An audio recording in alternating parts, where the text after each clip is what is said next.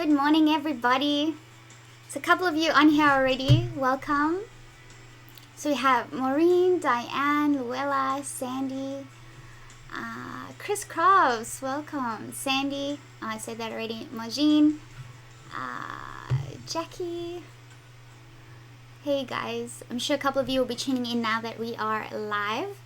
But today's video is all about the March Color Pencil Magazine Challenge. So every month I will demonstrate how I would do the challenge, and then I encourage you guys to enter. So everything you need to know is in the description of the video.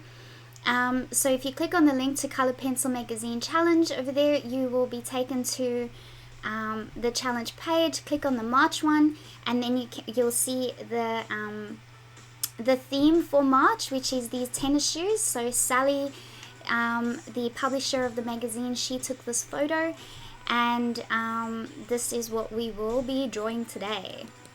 So I'm not going to enter mine, I just show you guys how I do it, but I do encourage you guys to enter yours, and why not, because you could win something.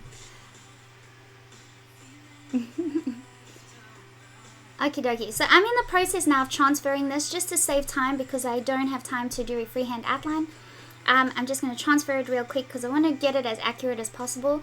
Especially, I'm working really small, so this is only like, here's my hand, it's a postcard size, and I'd encourage you to work bigger if you have the time. Work bigger because it's going to be easier. The smaller you work, the harder it is to get those tiny details. The bigger you work, the easier it is to get those tiny details, because you're drawing those details bigger than normal.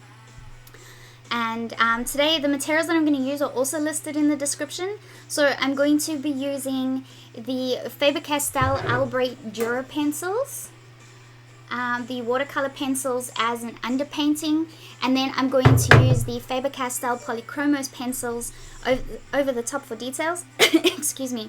I did say Prismacolor pencils in the description, but I probably won't be using my Prismacolor pencils. I think I'll just stick to Faber-Castell for today. Use the watercolor pencils as an underpainting, use the Polychromos pencils over the top for details, and I will be using solvent as well for the details. When you're mixing the watercolor pencils and your oil-based pencils like this, you have to use the watercolor pencils as an underpainting only, and then seal it in with fixative, and that's it. You don't use the watercolor pencils anymore, because you want to, over the top of that, you want to use oil or wax-based pencils with solvent. So the watercolor pencils obviously are water-based, so they mix with water. The oil-based pencils don't mix at all with water, so you have to mix them with solvent. So you can't work with these two pencils together and try and mix them together with one sort of liquid. You have to sort of layer it and work that way. But I'll show you guys how I'm going to be doing that today. I'm really hoping that I'll get this all done in one stream. So the past ones, I think that I'll get it done in one stream, and then they end up being 2, 3, or 4 parts. So we'll play it by ear and see how it goes. So all I've done is on the back here, I have taken a pan pastel and a sponge, and I've put the color all on the back of this print. And now I'm just going to transfer it over. So you can see I started transferring a little bit of it over. So I'm just going to transfer the whole outline over real quick, so that we can get straight into the underpainting with the watercolor pencils and see how far we get today.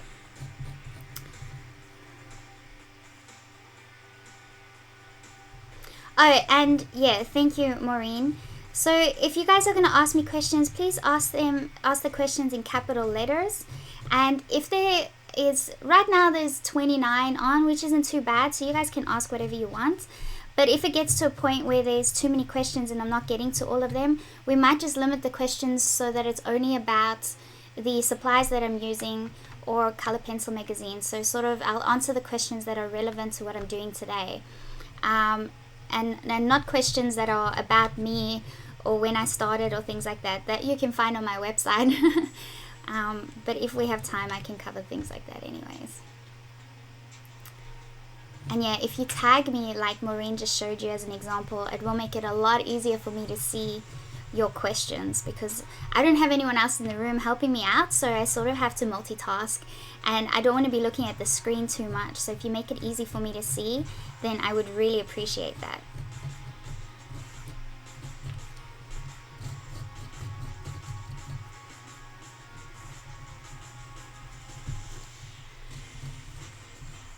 So again, the reason that I'm doing this image is because it is a part of the Color Pencil Magazine challenge, and we are in the month of March, and this is the March challenge. And that is the reason I'm doing it. And Sally was the one that took the photo, and you can get the photo by following the link in the description.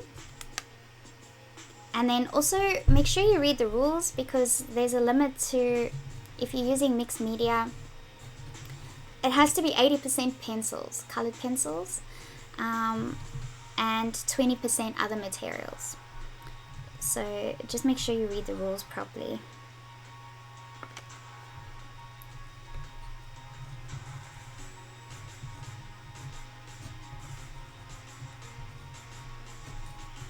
I've already done that shoelace.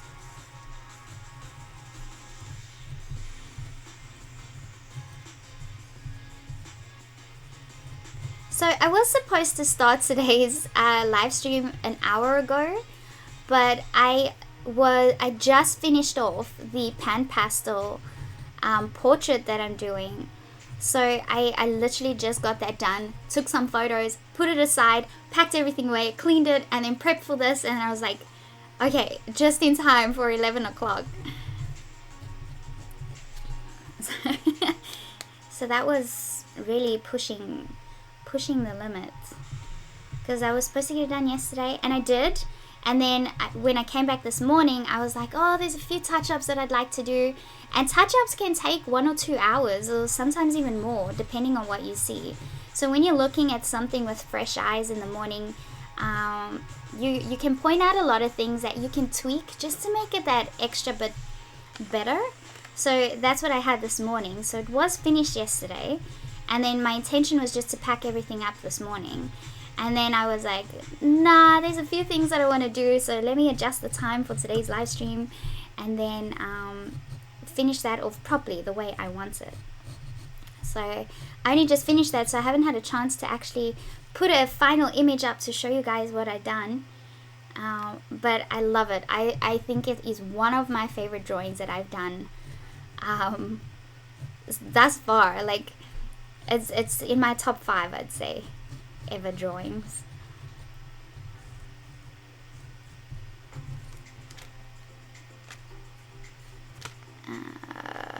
Okay, that's enough, as long as I have all those laces in, because the laces can sort of confuse you a smidge. So get those laces in.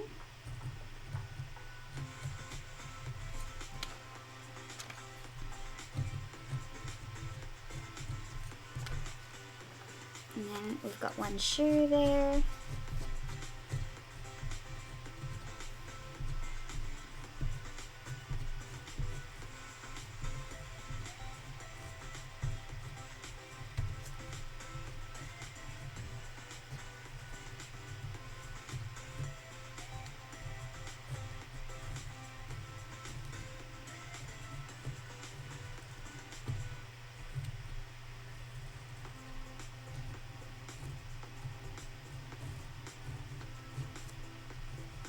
I have, if you want to know how I do freehand drawings, I use sort of like vector lines as a guide when I do my freehand drawings. So just have a look on my channel at the real-time video tutorials that I have available. There's a couple of them there where I show you how I do the freehand drawings, if you guys want to see that.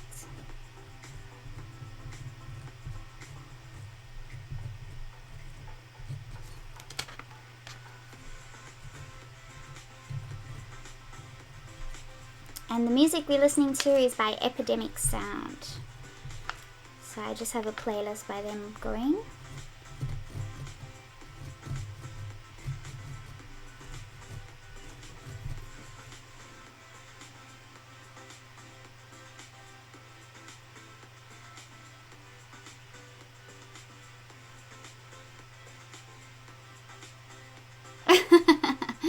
Robert's saying, do blood, sweat, and tears count as mixed video? If only. If only. Imagine that. Doing a watercolor painting and the only water you use is your tears. That'd be so hard. You'd have to make yourself really cry hard. And you'd want to hope that people can see the emotion going into that.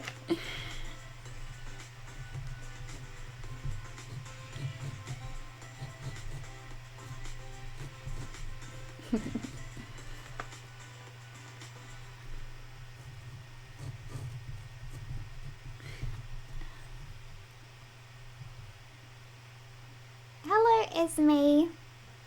Oh, that okay. I'll do start recording on the camera as soon as I'm done with the outline. So this time I will be creating a time lapse. I didn't last time because I didn't get the camera in a good position, but this time I do.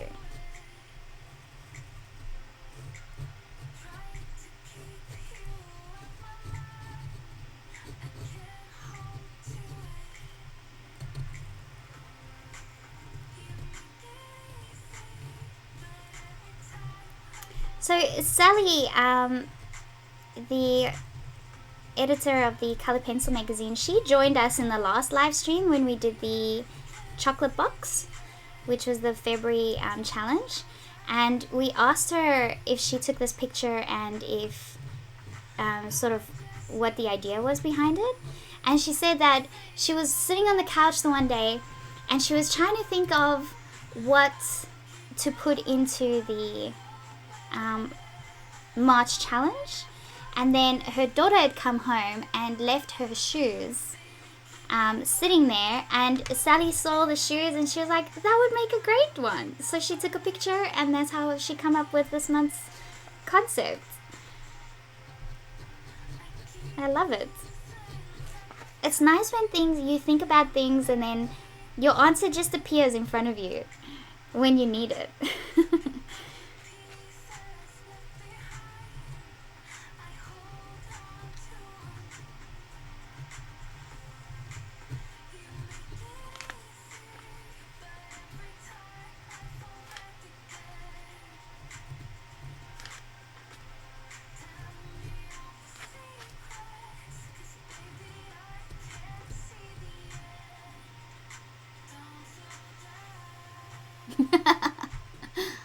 I love it.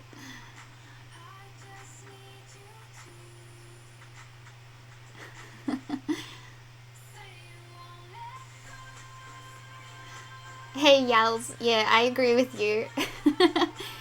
Just add watercolor.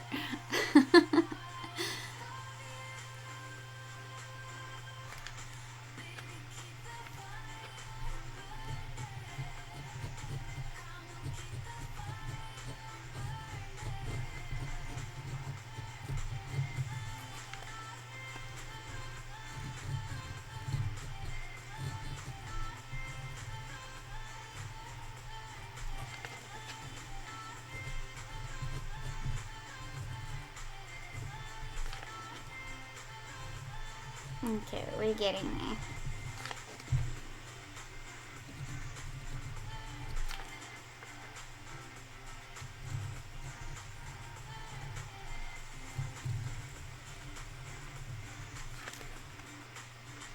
And that. Okay. Cool, I think we're good to go. There we go. Easy peasy. Oh, the paper I'm using is this one. The Fabriano Aquarella watercolor. I thought it was the Fabriano. Yeah, Fabriano Artistico. But it looks like this, Aquarella watercolor. And it's got like a pinkish color here. And it's a 200 GSM paper, or the 90-pound paper. And yeah, it's hot pressed. So that is the paper that I am using today.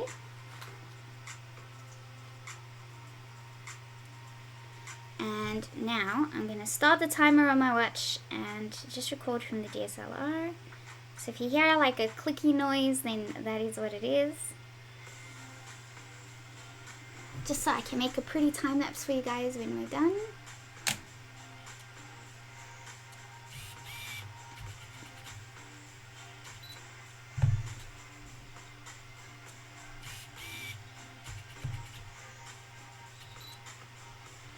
And I'm thinking maybe I will bring this light over more.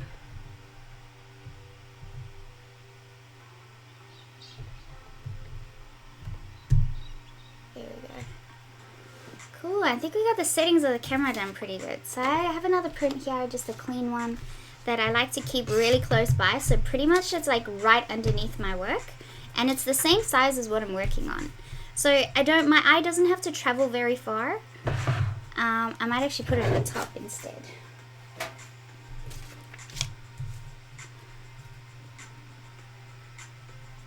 Yeah, so my eye doesn't have to travel very far when I'm drawing or applying the colors.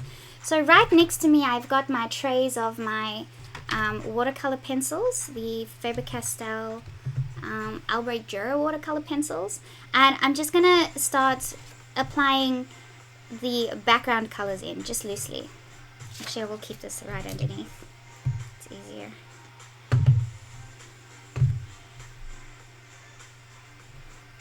Let me see if there's any questions.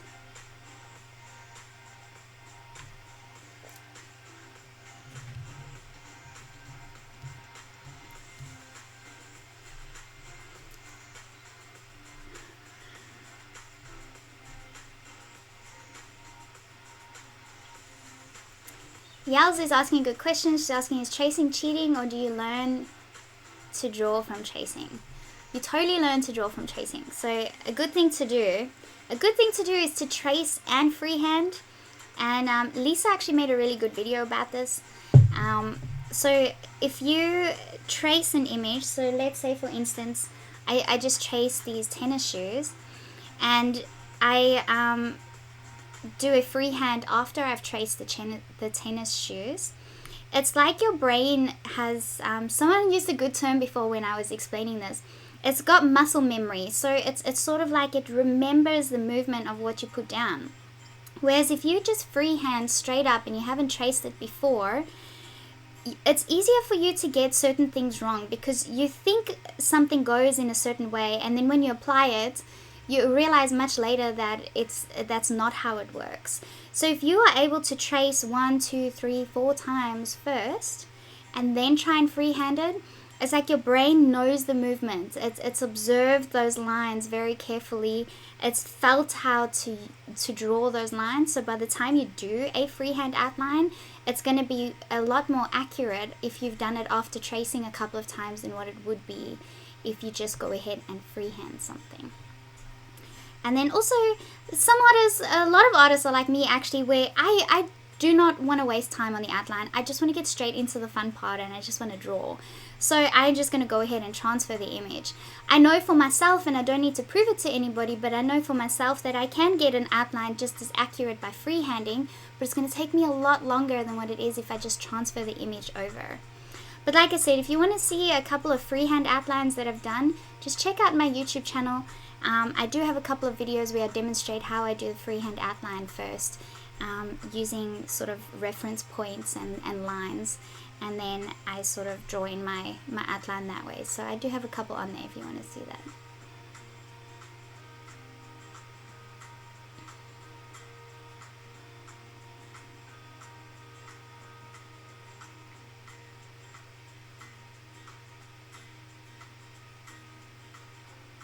Yeah, great. I hope that helps you out a little bit and makes you feel a bit better.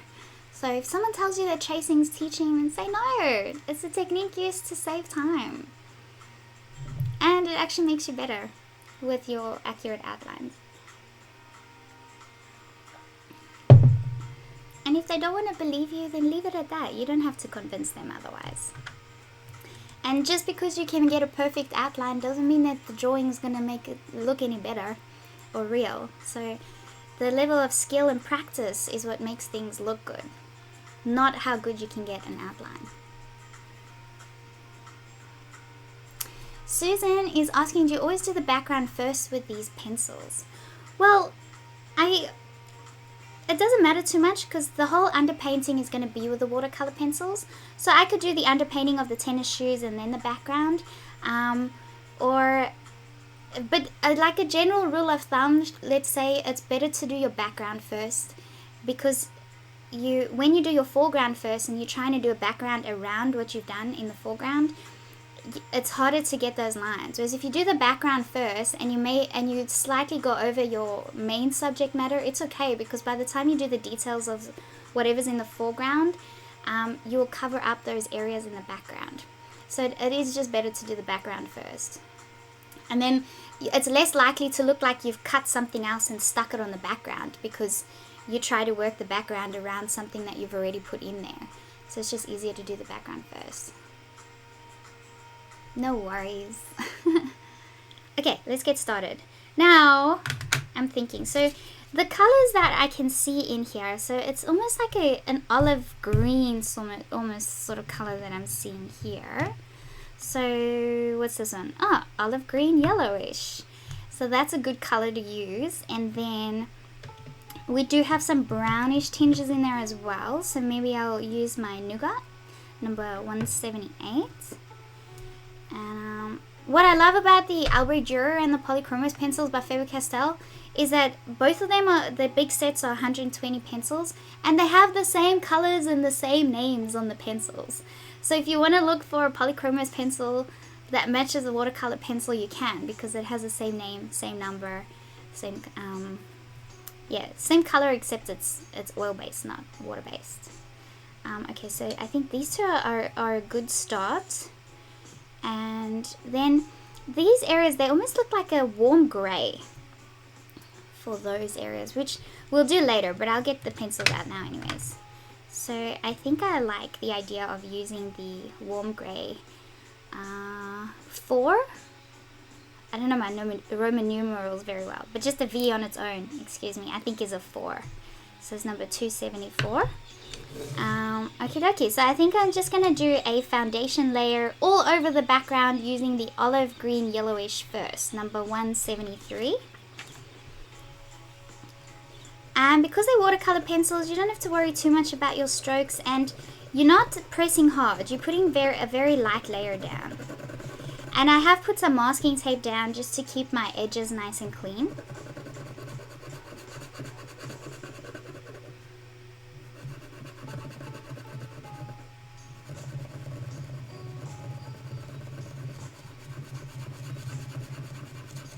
Ah, Robert, I like that. Totally.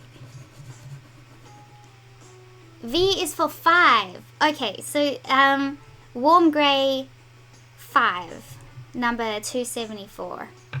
Thanks, guys. Okay, so you got 1, 2, 3 with the Roman numerals, like 3 I's, and then an I and a V is 4, a V is 5, and a VI is 6. Okay, I got it. Thank you. V is for victory. Hey, David, is it your birthday today, Rooksy? I think I saw that on Facebook. Happy birthday. Hopefully it's you. I'm not getting it wrong.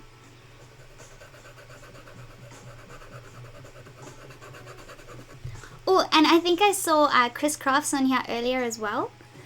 Chris won the portrait set. So the pan pastel portrait set, which I'm so excited about because I know she'll use it. And if you look at her channel, she does these cute little paintings on round little pieces of wood, and they're so intricate and detailed and so pretty. And then you can create a keyring or something out of it. So I saw she posted that on our Facebook page, the Art Hordes one, and it looked beautiful. I loved it.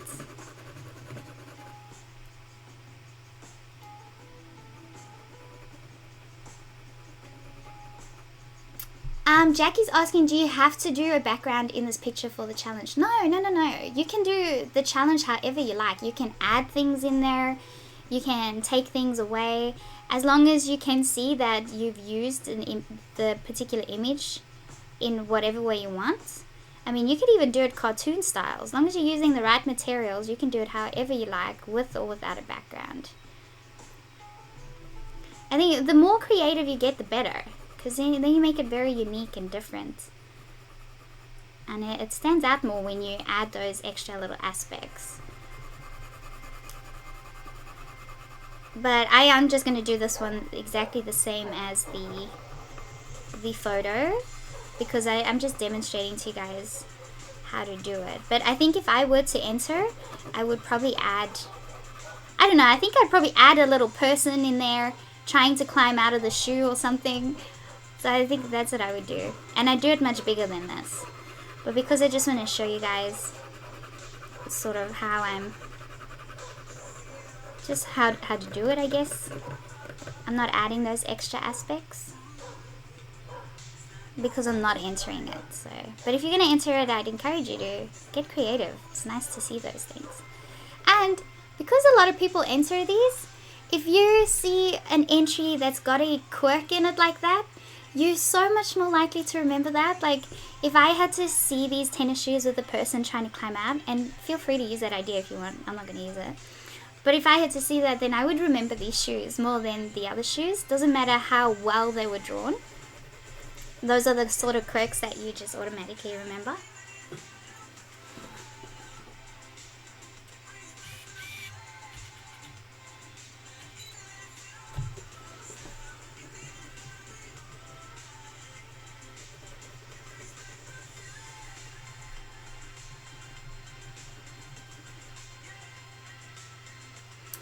Oh, David says my birthday's on the 8th.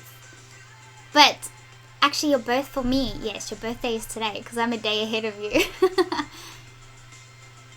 Cool.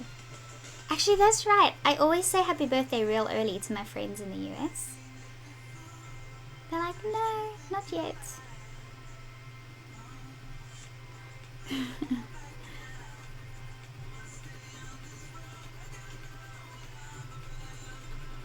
See, I'm not fussed about it. You can see I'm all over the place with these pencil strokes. And they look very light and boring at the moment, but the minute I add water, it's going to look much better.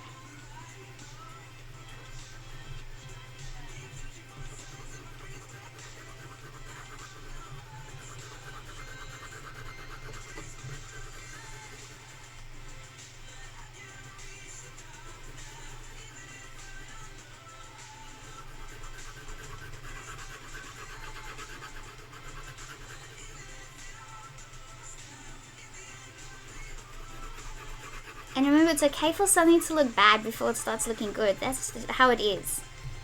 Everything goes through an ugly duckling phase. Or caterpillar phase. Before it turns into something pretty. So it needs work. It needs molding and time. And then it transforms.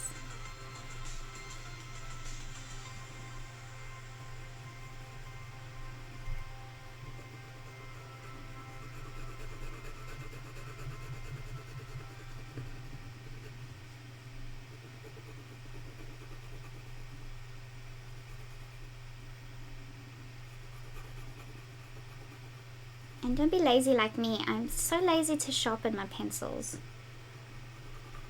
I try and keep nice sharp pencils.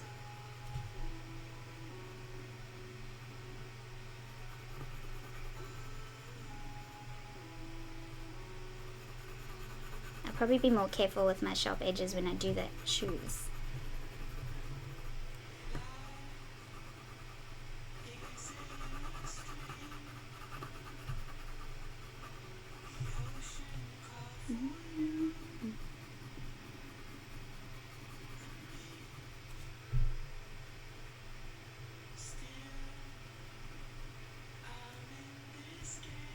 Thanks, Esme. Yes, I'm using watercolor pencils. So all the supplies are in the description. The only thing that I'm not going to use that's in the description is the Prismacolor pencils. So I put that in there, but I'm probably not going to use them. I'll stick to the Faber-Castells.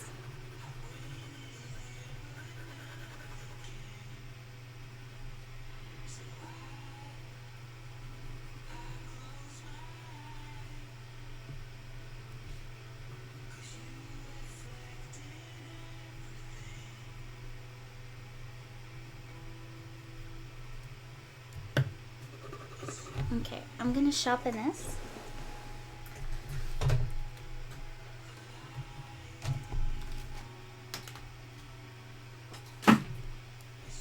Excuse the noise.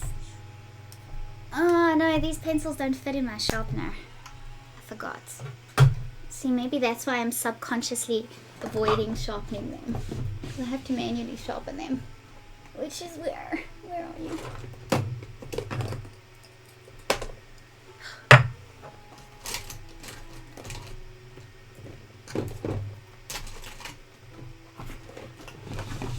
I need to find a shelf.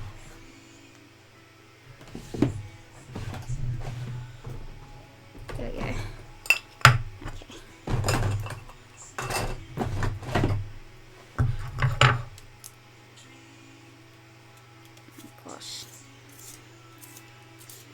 These pencils are quite broad, broader than the Polychromos pencils. So they're so broad they don't even fit in this side of the pencil sharpener. I have to use the thick side, which means they don't sharpen into a nicer point as what I'd like.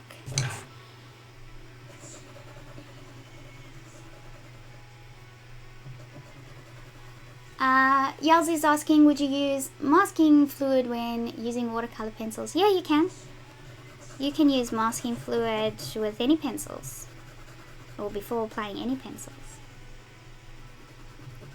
Well, you'd use watercolor pencils, so anything that's going to get really wet, you would probably use masking fluid to protect it.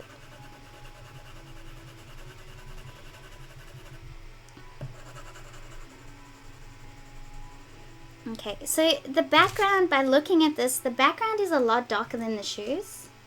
Well, mostly. So I want the background to stand out more, and then when we do the shoes lightly, it's still going to be a nice contrast to the background. So it's gonna show up nicely in the front of the background.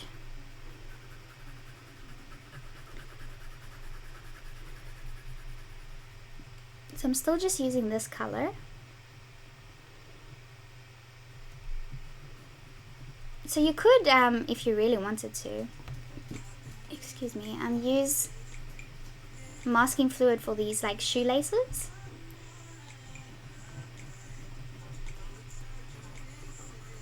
Because the shoelaces are very light and white.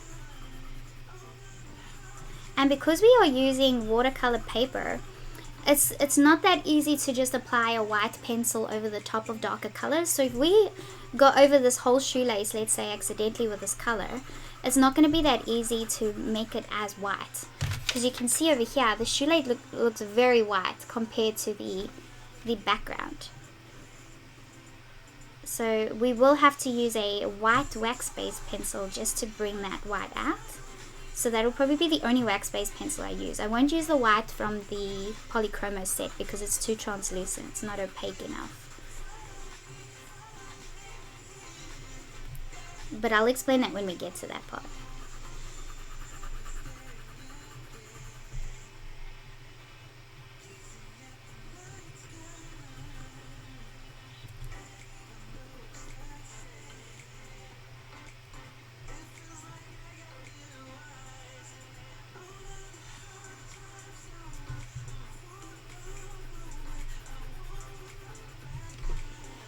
I think I need to lift my chair higher because I'm lifting my shoulder in an awkward.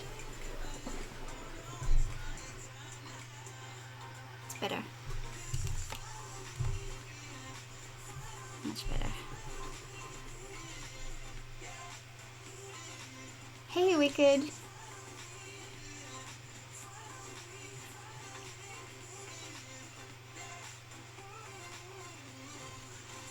Lady Marigold is asking, when you do the underpainting first, you lose details you have transferred. So how do you put them back? You just transfer them back. So keep your transfer piece of paper, keep it, and then if you need to, you just place it over the top again and put the lines back on if you lose them.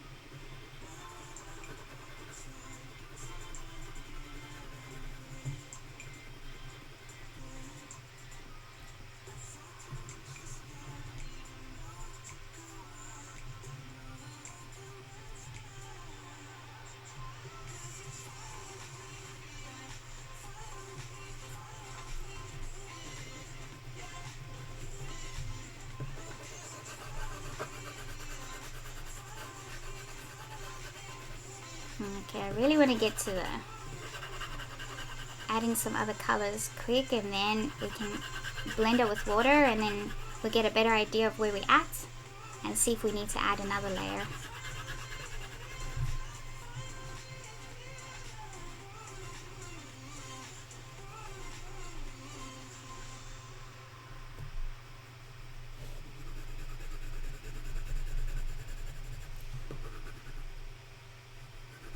So I am deliberately going in all sorts of directions to show you guys how much it doesn't matter.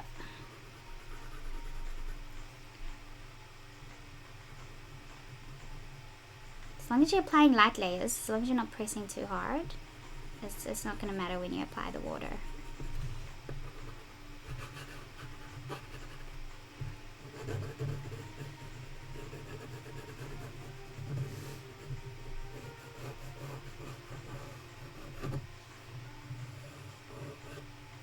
Okay, now I'm going to use some of the Nougat, number 178.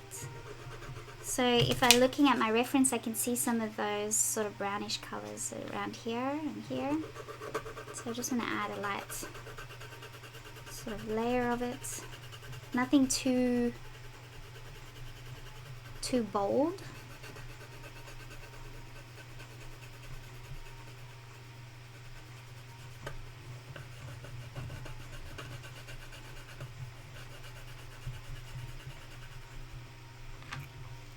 Camera check, all good. Well, let's just restart it now.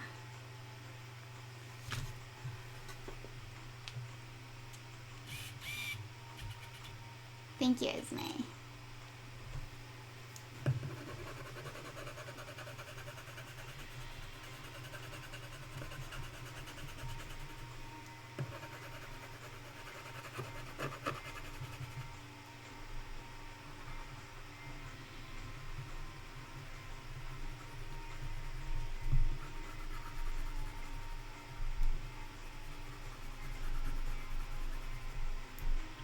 So you can go put a decent layer on you.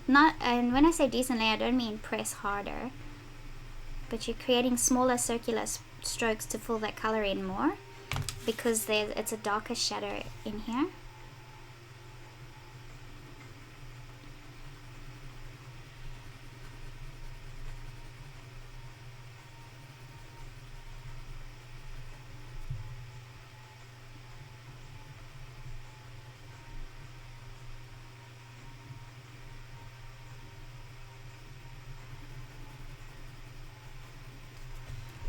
Add in here as well.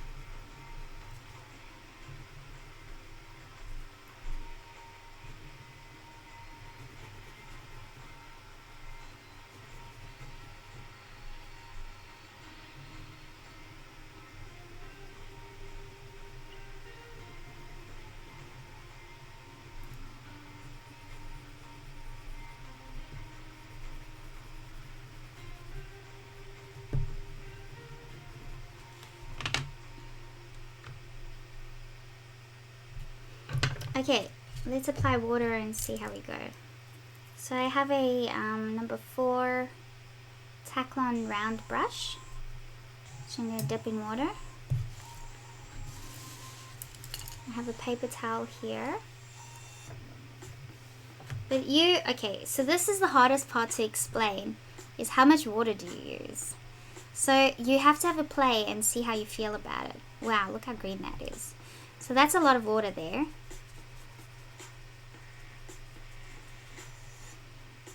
So we just want to move it around. But if you add too much water, you're gonna... Oh, let me get my juice out the way here before I dip it in there.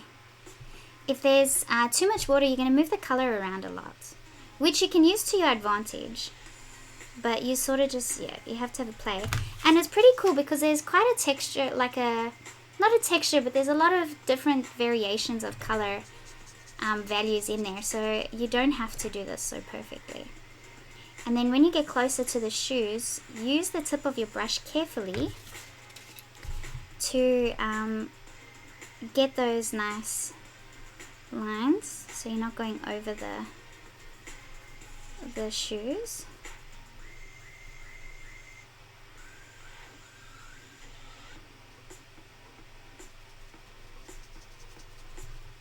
Oh, far out. Okay, I need to put my juice far away.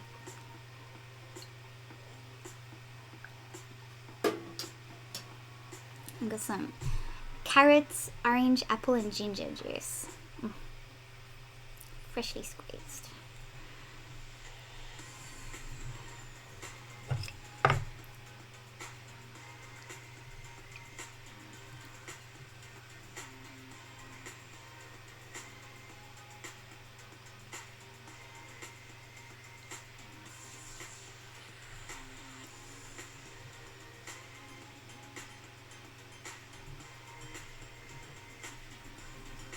So that's very, very green.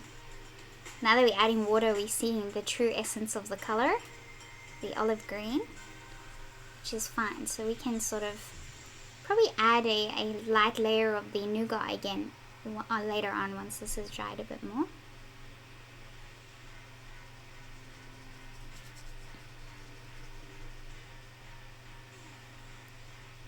So when I'm, because these values in the concrete over here seem to be going sort of that way, I want to make my strokes go that way too. So I don't want to paint downwards, because you can use the cool thing about using watercolor pencils is that you can use your water, purely your water, to create the values and the textures.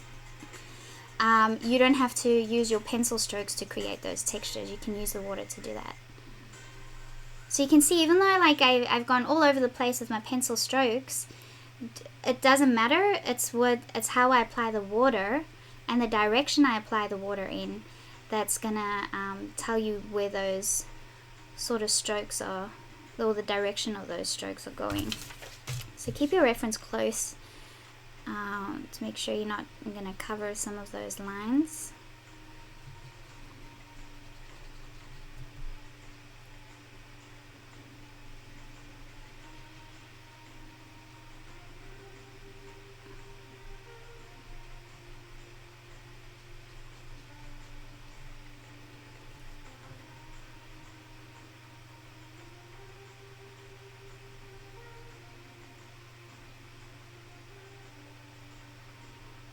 And then also make sure you're putting your color pencils in between the laces here. You don't want to skip out on these pieces, because if you add them later, it's going to look odd. So you want to be doing the background all at the same time, or all aspects of the background at the same time, same sort of layers.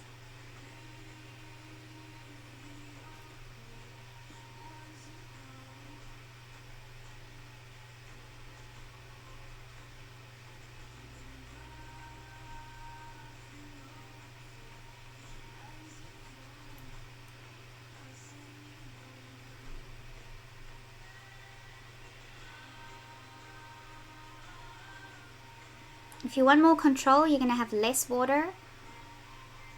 If you're not worried about having too much control, then you can add more water. The more water, the more movement.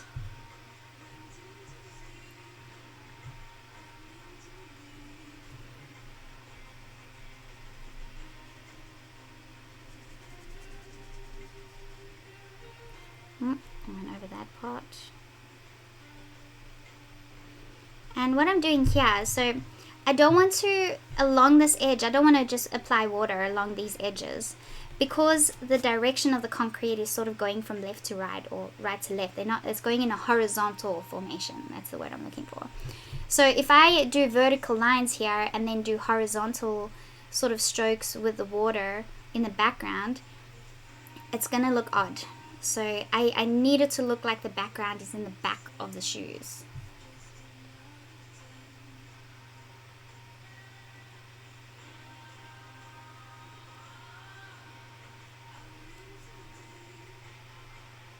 So that's why I'd go close to the shoes, but I'm still going in a horizontal sort of. Do you see that? So I can go close, create the line, and then push the strokes outwards that way.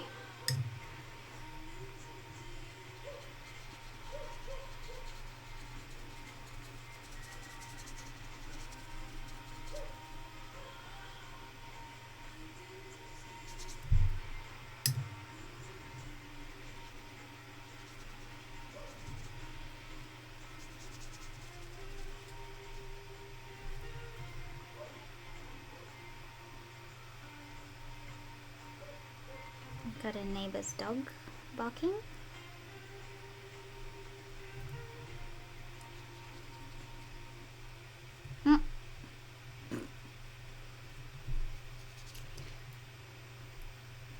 Went over that shoelace a bit much.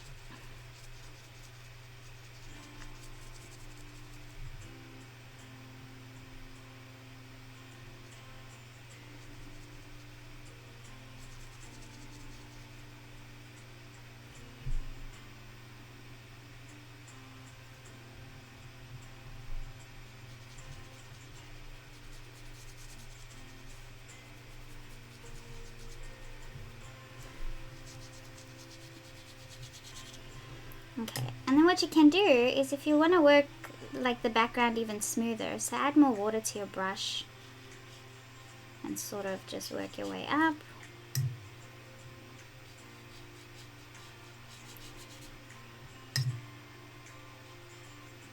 If you don't want it to be quite as textured, so you can use your water to manipulate things. Oh, and you see how the paper is starting to warp? So make sure you tape all the edges down really nice and tight before you start, and then when it dries, it will dry flat. But if you don't tape your edges down, it's not going to dry flat. So just keep that in mind.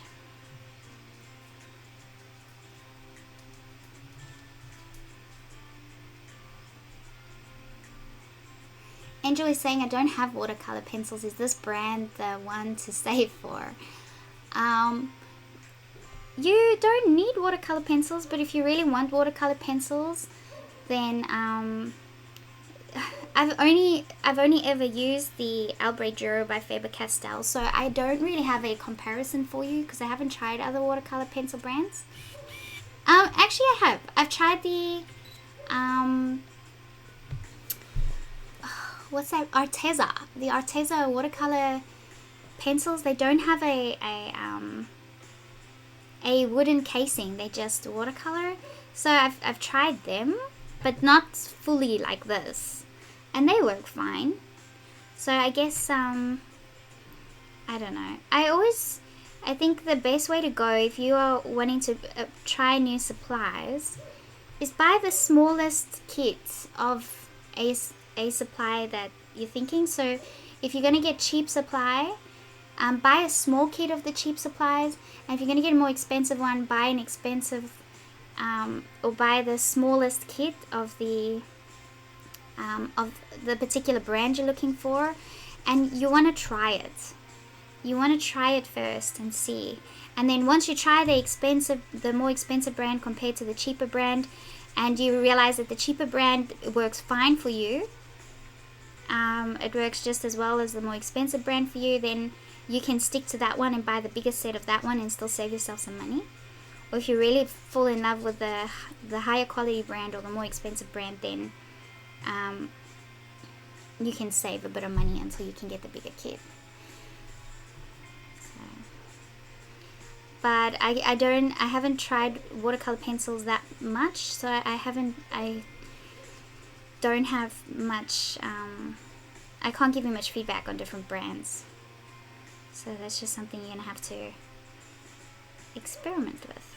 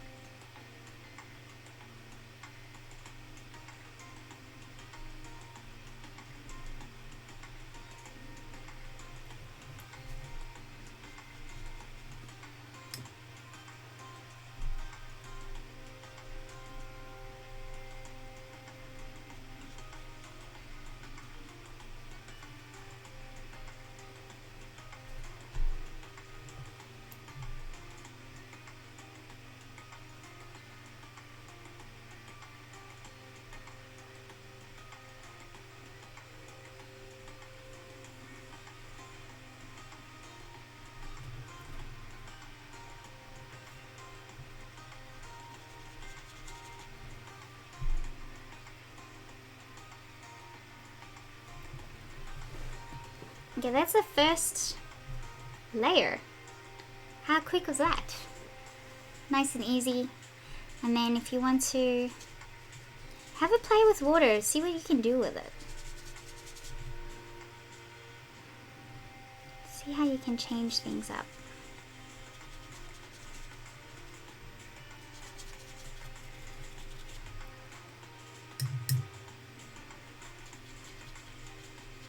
So as we get a bit lower here, there's not as much.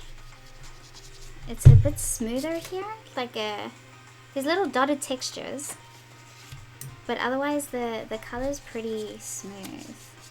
So add more water.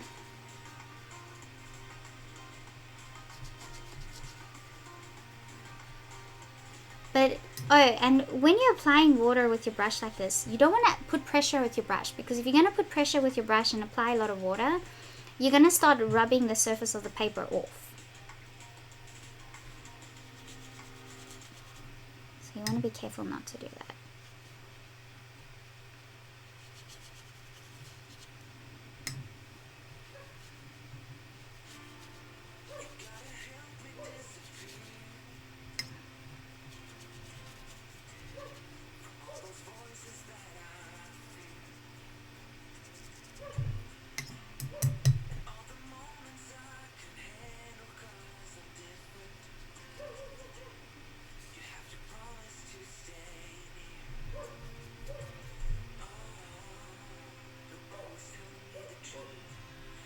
That's a weird question, Tommy.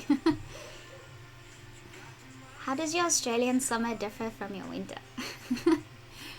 Well, summer is extremely hot and winter is pretty cold, but not as cold as you guys experience in the US. We don't have any snow. So no snow. No worries. Good night, y'all. Thank you for joining us.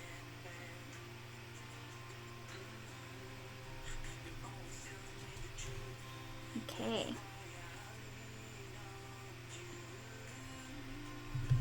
So now I'll leave that to dry a little bit. So let's start adding the underpainting in the shoes.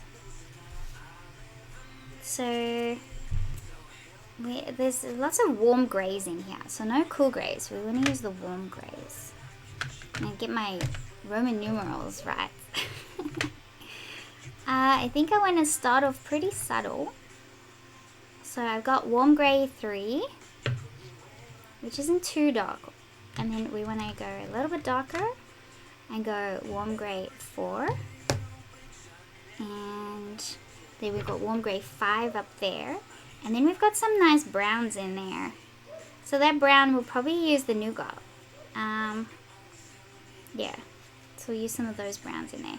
So I want to do the material part of the shoes, not the rubber part of them. And I'm going to start off just using the warm gray 3 sort of all over the material part of the shoes. And then I'll gradually go darker. I'm not worrying about the stitching or anything. That's something I will add with the Polychromos pencils later. Or with the white stitching, oh, it's so tiny. It's so teeny tiny. So we'll have to see how I'm going to do that. I might have to use, I don't know, we'll find a way.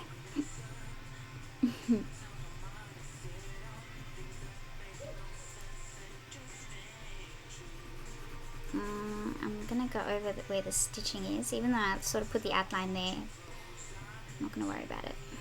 I'll do that later. Because the underpainting part's not fussed about details. We're just going to get the color down and to work on the values.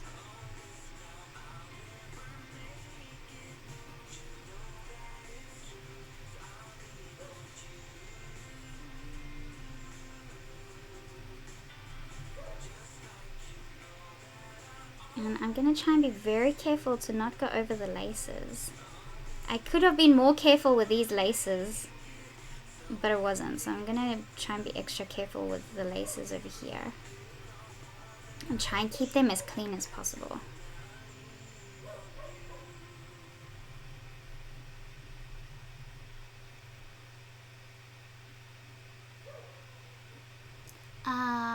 check. Still got 2 minutes to go.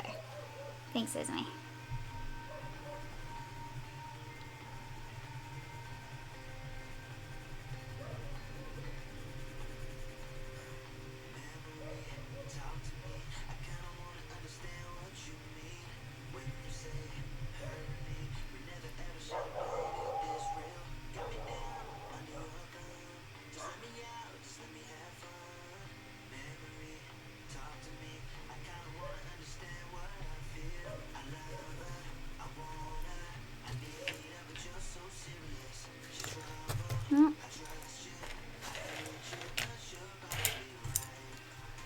I can feel that it's still wet, and I put my hand on there.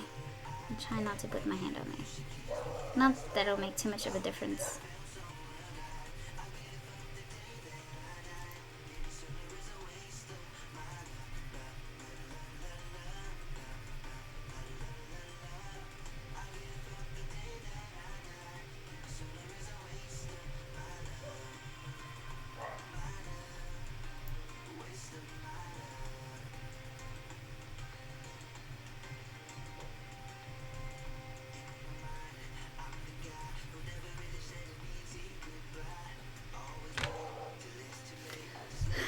Close this window.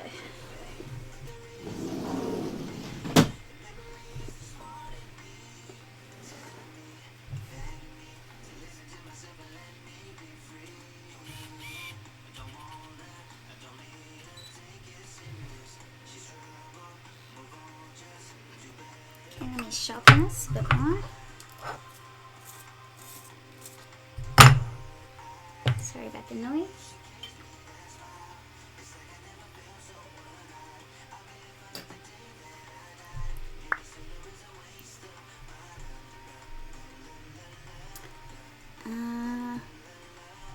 Yeah, that is a shoelace.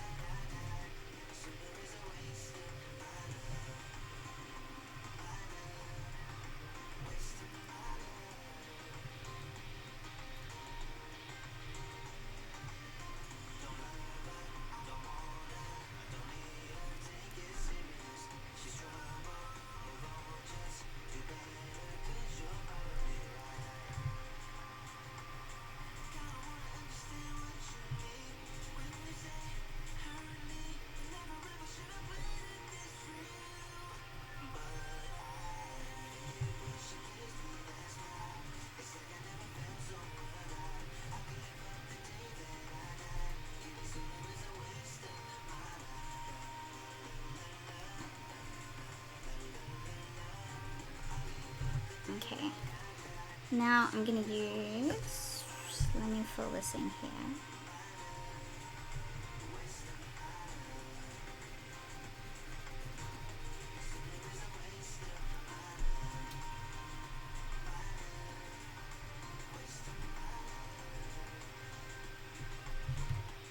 Okay, so using the warm grey 4. Yes, 4. I'm gonna look at the areas that have more shadow and that are darker. So add a soft layer of that.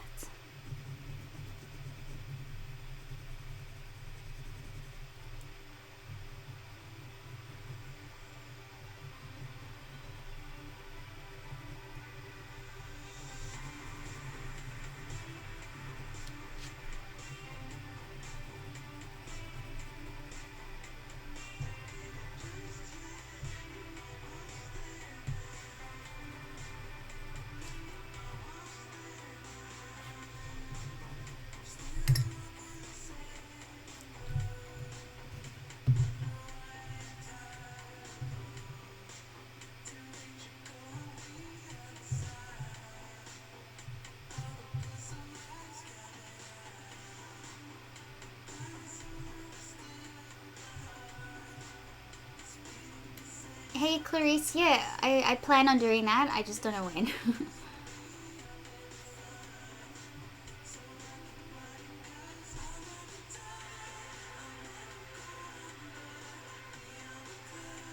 Yeah, I have an old video with the camera set up, which is still pretty much the same.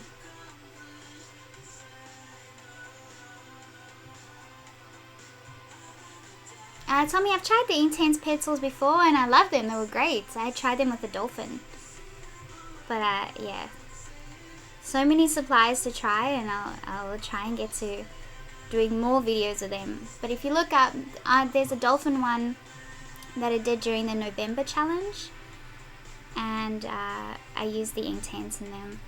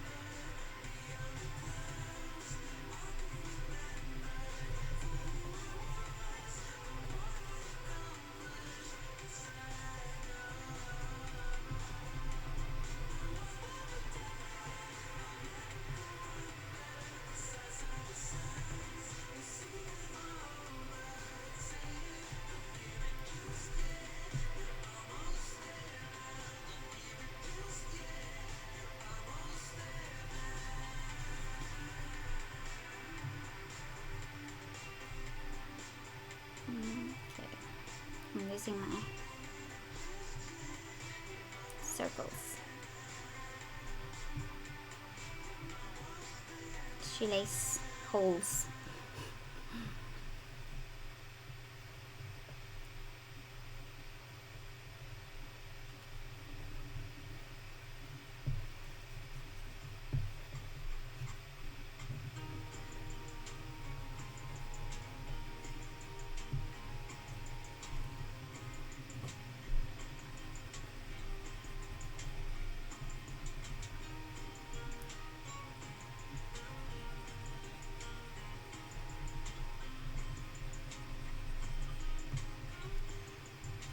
Okay, then I'm going to use the warm grey 5.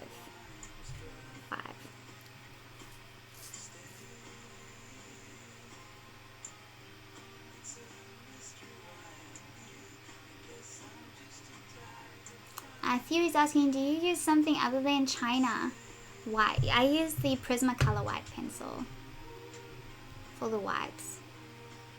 And Angel was asking, I was wondering if you layered before adding water, and yes, I do.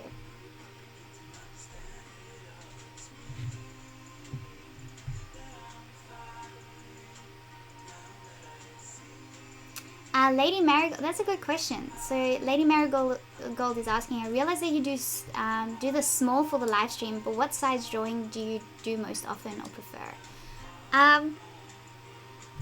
12 by 16 inches is about the size that I really like, or A2 roughly. So that's a nice size. I also like A4 size is pretty good too. So again, I'm just using the warm grey 5.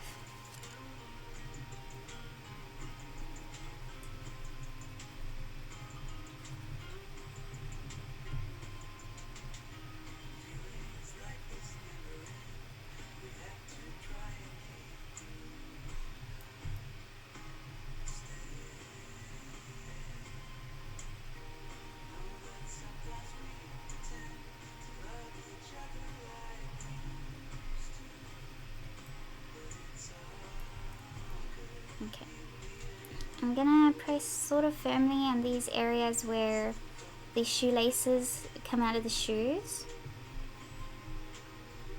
just so I don't lose those lines.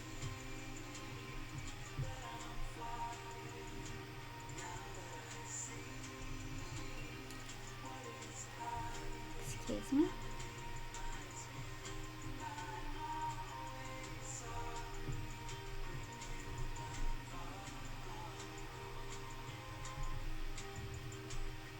The look silly for now, but that's alright. This is just helping me locate them.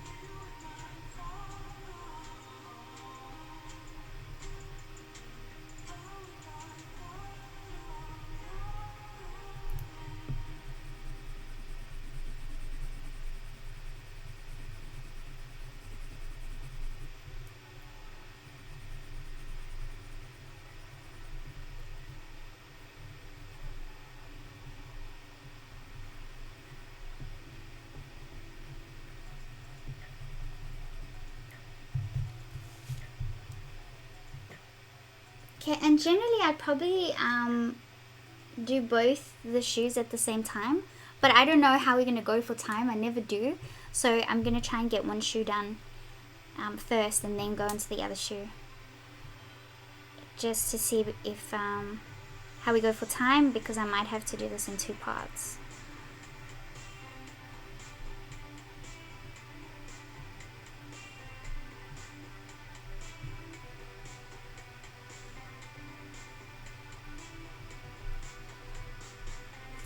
Okay, now I would like to make this really sharp and do all the shadows in between the laces. My really sharp isn't actually all that sharp.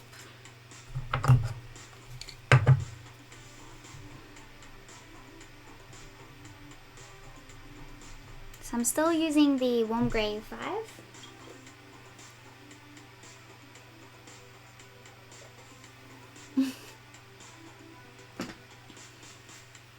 Helen, thank you. Not yet.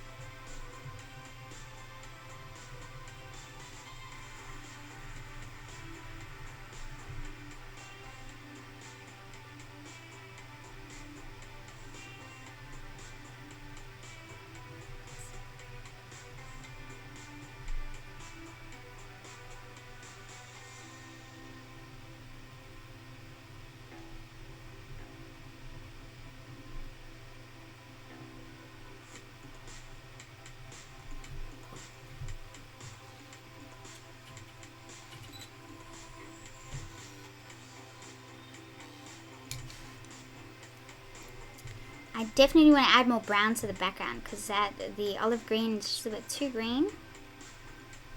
So it's nice because as you progress through drawings like this, you start noticing more. You notice where you need to make more adjustments.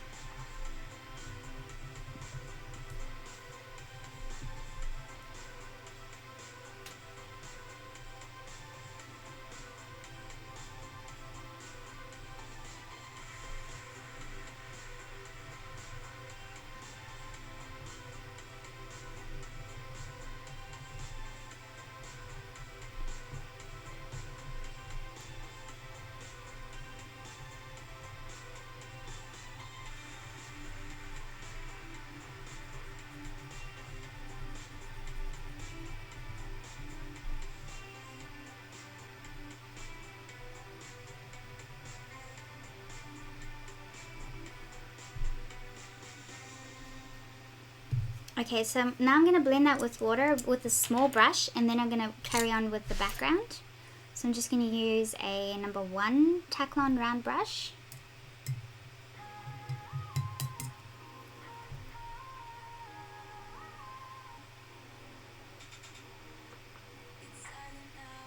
And I'm not using a lot of water because I do want that control.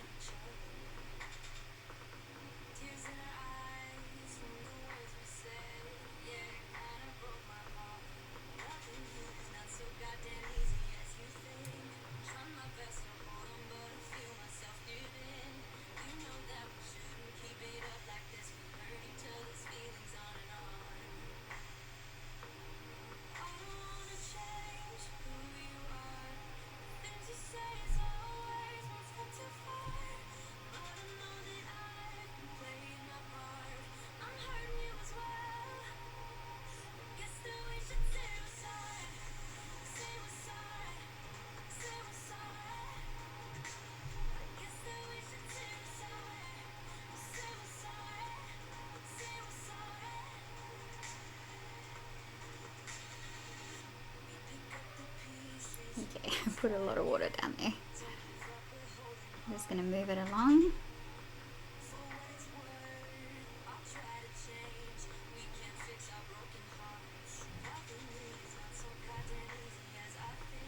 If you use a lot of water like this, it'll sort of move into it. The watercolor pencil will move into it.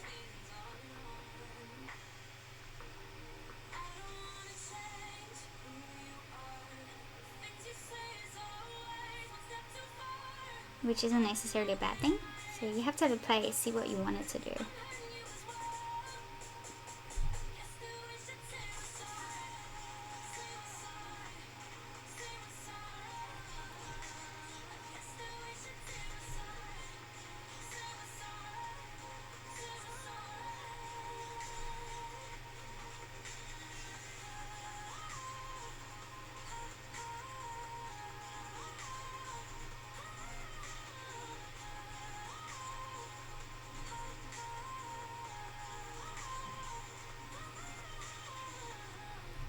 So if I'm adding water, I'm sorry, I'm not looking up much because I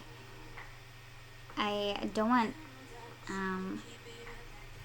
you sort of have to watch the water to see how you want it to dry.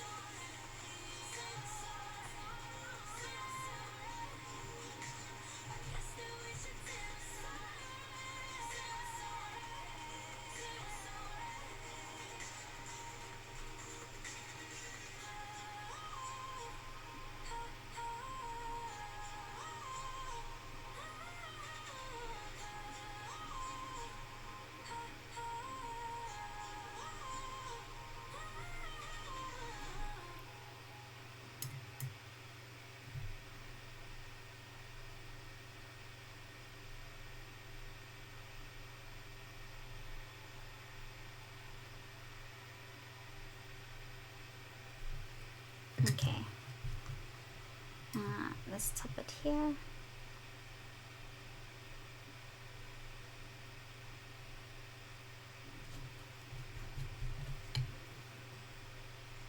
And then you see how some of these edges aren't very good. Like that's okay because that's what we fix up later on. So now I want to do a very light layer all over the background using the nougat, because I want to get this very green look to go away. So I just want it to be a bit more of the brown. So we've given that a chance to dry while we were doing the shoe. Probably be a little bit more careful now around the edges as well.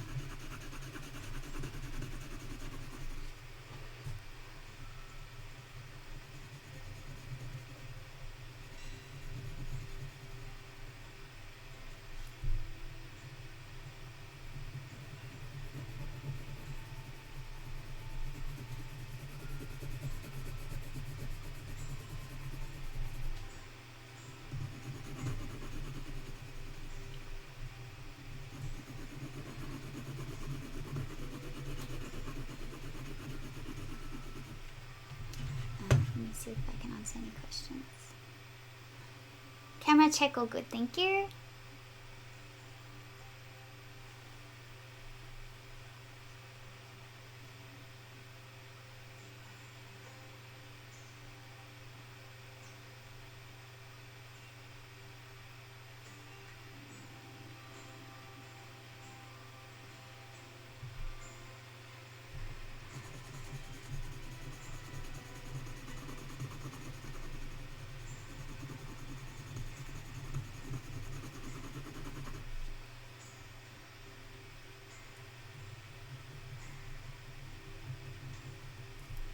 And then you see how there's a nice shadow over here? So you could probably create a nice patch of this layer.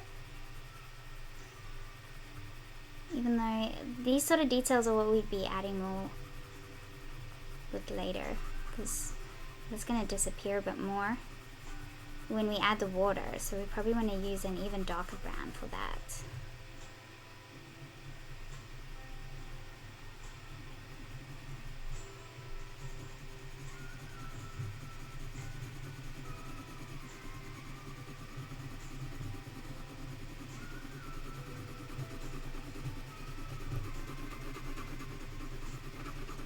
think this brown's going to be perfect now over the screen.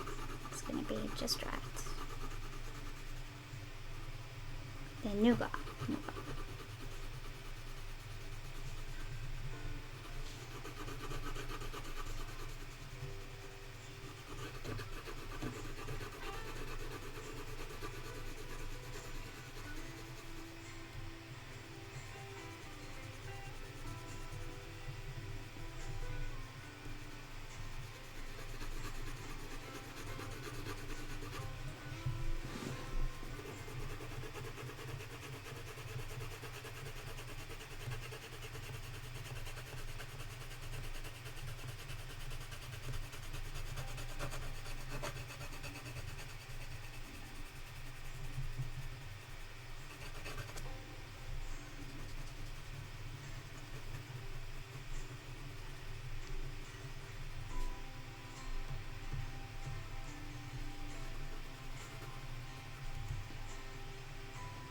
Now, I'm not being impatient. I am working faster because I do want to get this done today. So, but take your time. You take your time. Now I would like to use some of the warm grey 5. Just add the color some areas. And then use this in the shadow area here.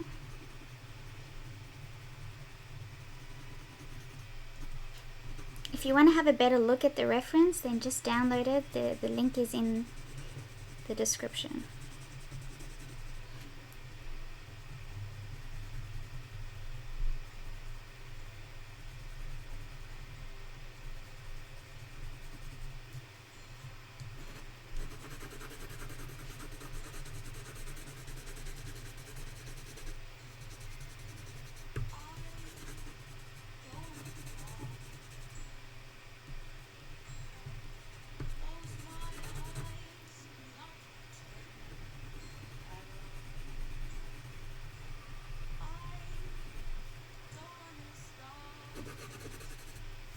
Okay, now I'm going to use my number 4 round tack-on brush, and I think let's go from the bottom.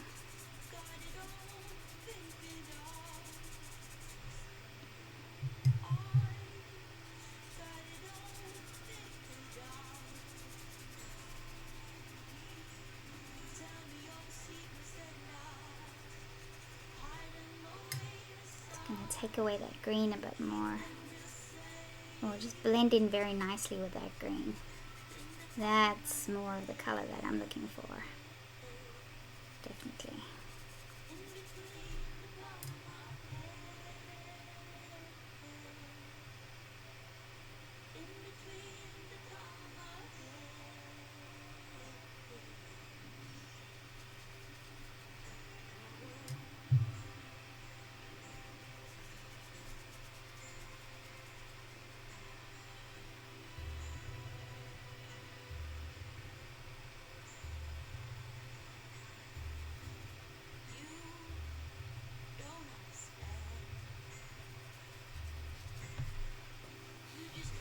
Camera check, thank you. Okay.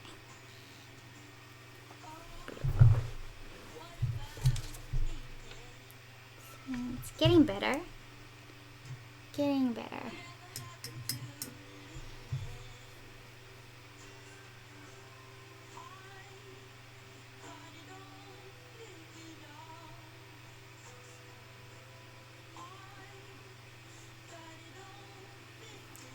Theory is asking, do you see anything wrong with using paint thinner or acetone for blending if you get the same effect? You can use it, but that stuff is extremely toxic. So I would say that it's not going to be cheaper, because you can use things like Gamsol or Zested, and it's pretty cheap. It's not expensive stuff, so there's no point in buying acetone or thinners if you can buy something that's pretty close to the same price, that's a lot safer to use, or a lot safer to have under your nose.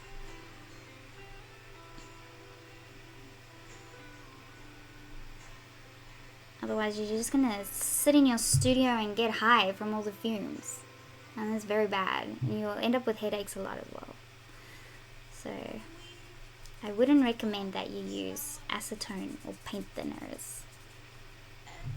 Try and use odorless ones and still have a window open, because even though it's odorless, doesn't mean it's less toxic always.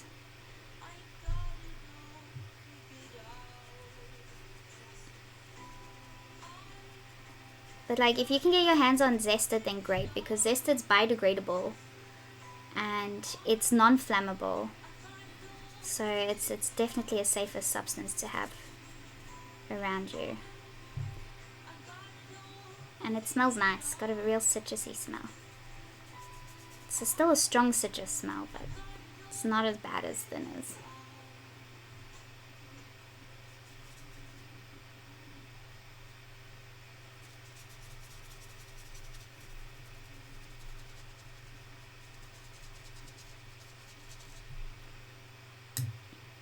Okay, I'm starting to like this ground a lot more now. See, it's developing.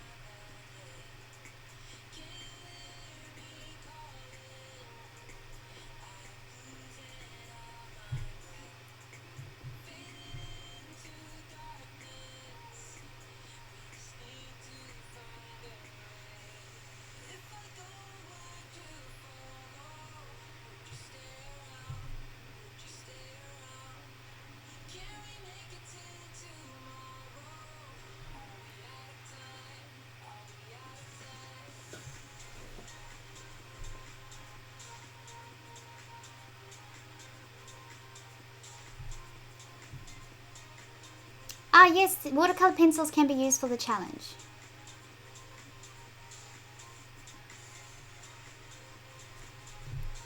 I think we went through this, Maureen, didn't we? You can use watercolor pencils.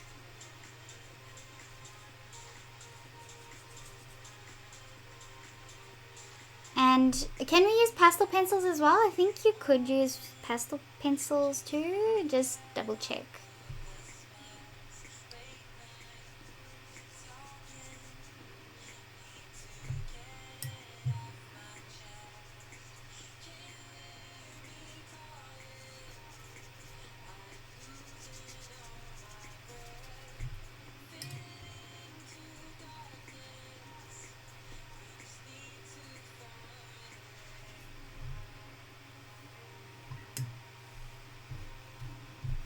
See, it's not the exact same color, but like it's sort of what I'm looking for. Now it's a bit too brown, but that's alright. Maybe a light layer of a warm grey should get us fairly close to what we're looking for. But let's keep working on these shoes. I have a bite of chocolate.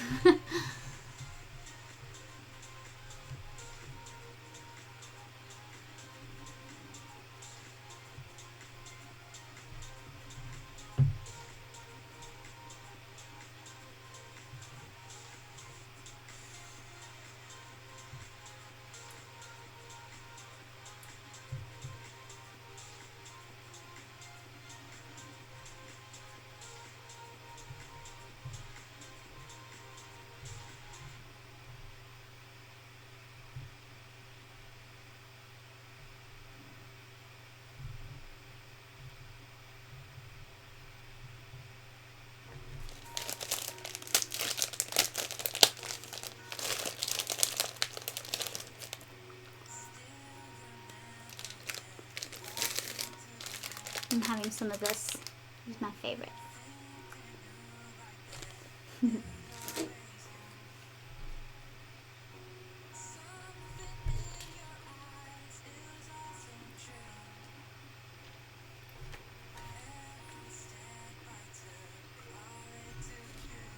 gonna add a bit of the olive green just here because I didn't add that.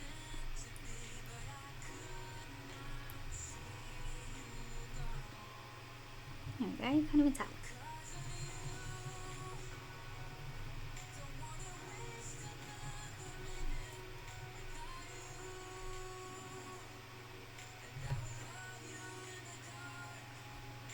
Okay. Let's put these marks on, is it the rubber? The soles of the shoes?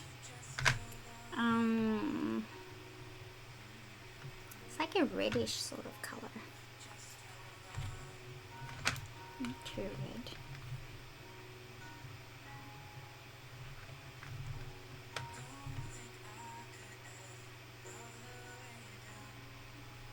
Let's use a bit of the burnt ochre, number 187.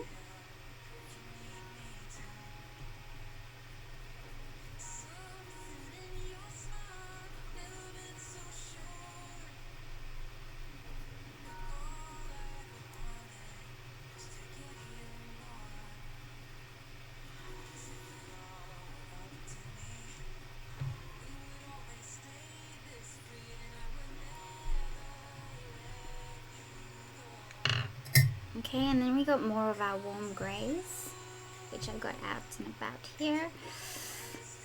But we don't want to go too grey. Okay, I'm going to use the ivory number 103 first. And pretty much just block this in.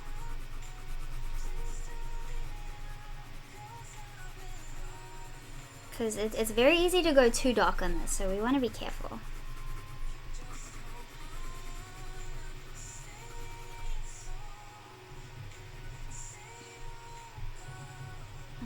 Would be good to use in here as well.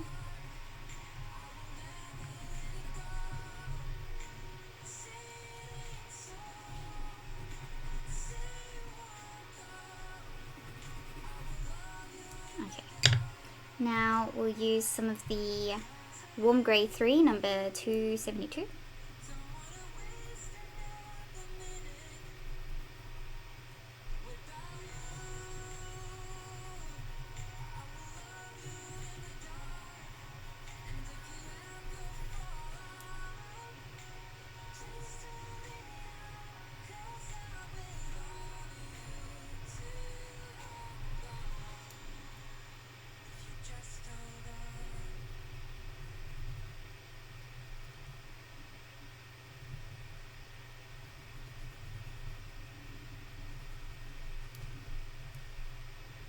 There's scratch marks over here.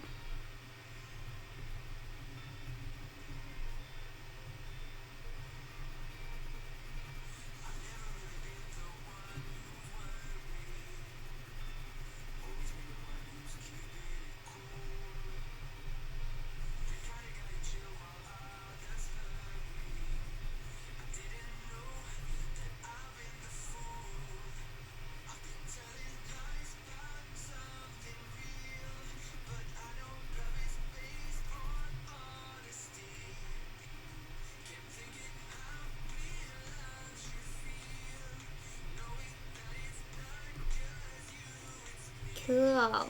It's building up.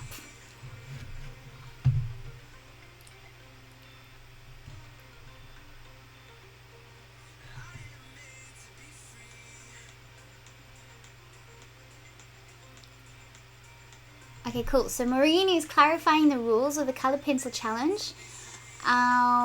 It must be pencil, it must be pigmented, and this can include pastel, ink, watercolor, wax, and oil-based pencils.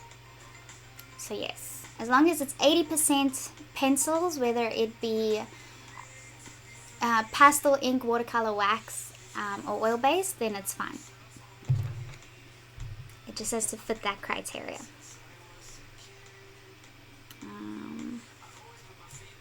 Okay, I'm taking some of the nougat. Just some of those dirty areas a little bit darker.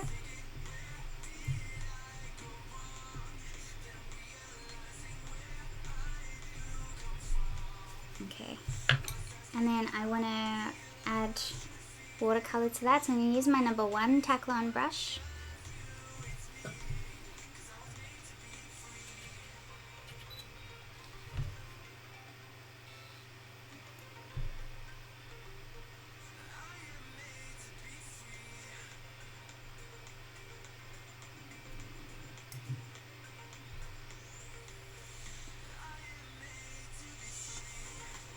I dripped the water at the bottom of it. Careful.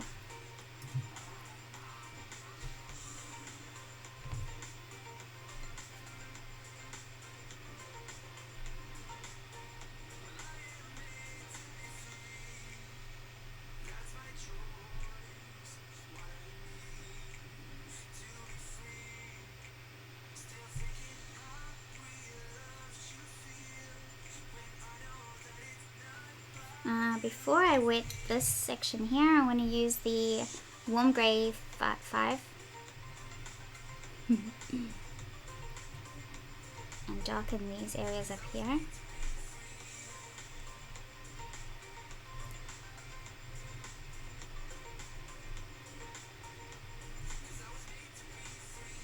Ah! Okay.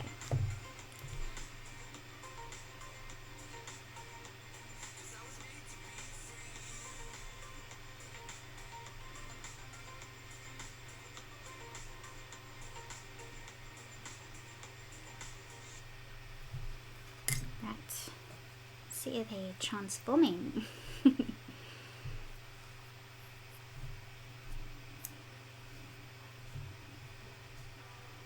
Okay, so the background's dry. Also, while the shoe dries, I'm gonna work on the background even more. So I'm gonna use the warm grey 4.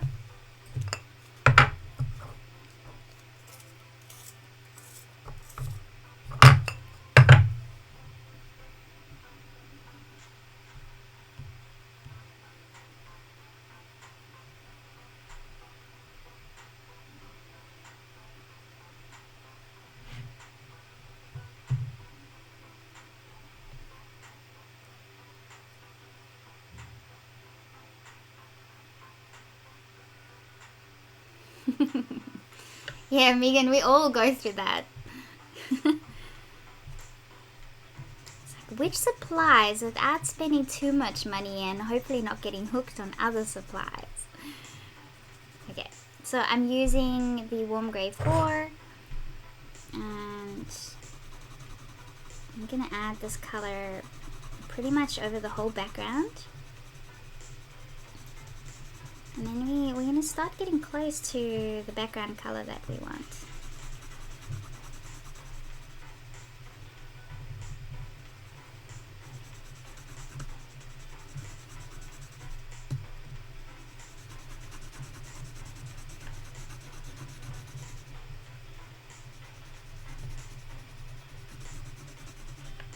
Definitely getting closer.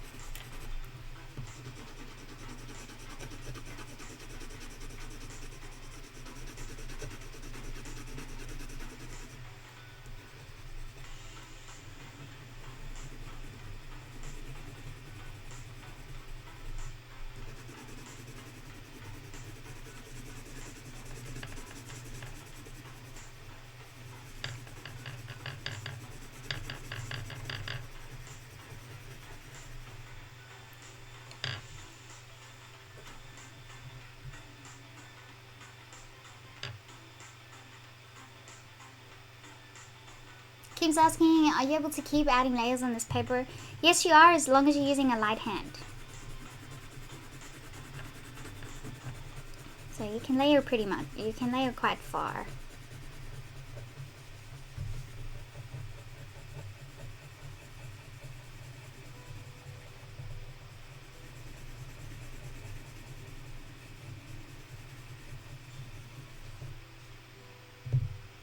Okay, And I'm going to use some of my Nougat 178, add some brown to areas that are more brown. And these are subtle changes, but they do come up. So use them.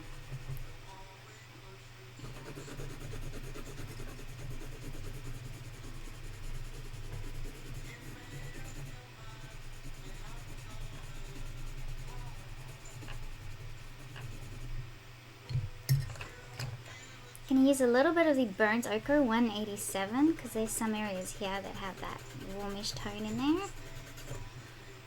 And in here.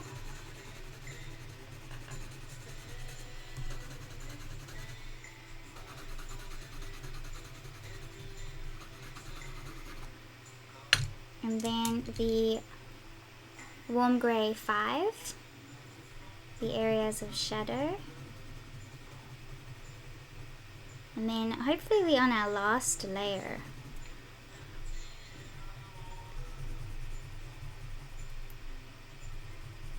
For the background.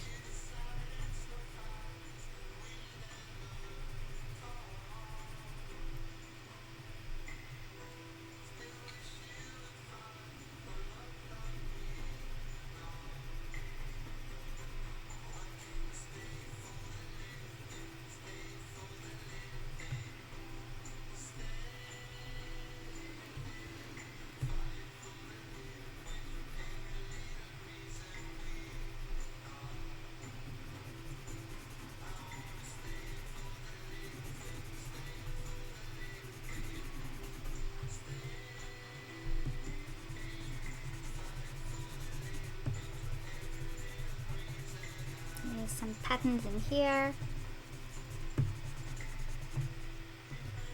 Okay. So using my number 4.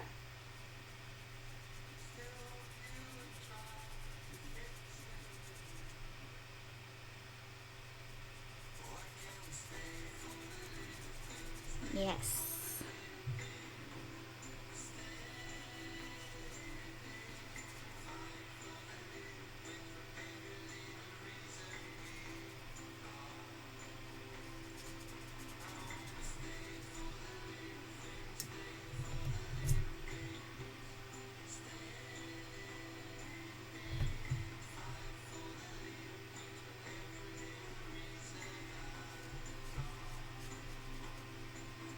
I'd also say, like, the only reason I don't do this is because I'm recording. But stick it on a board that you can move around. Because then you don't have to twist your body in all weird ways to get certain areas. You can just move your image around.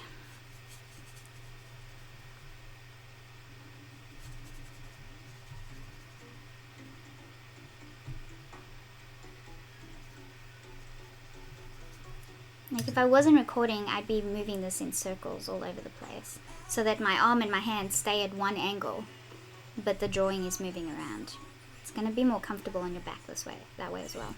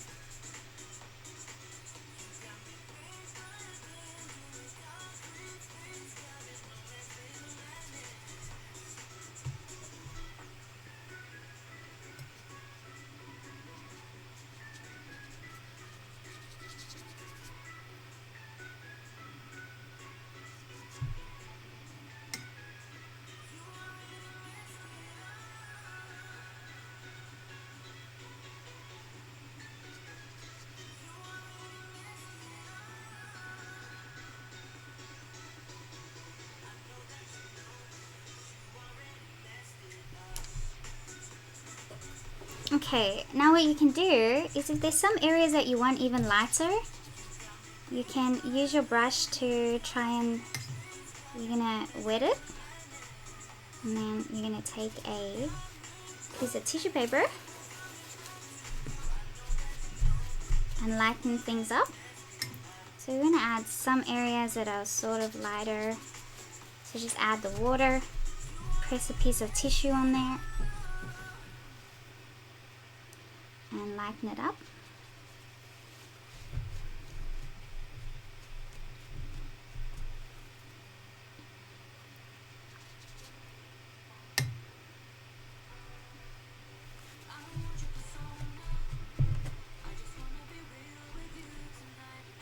Just soften some of it up a bit.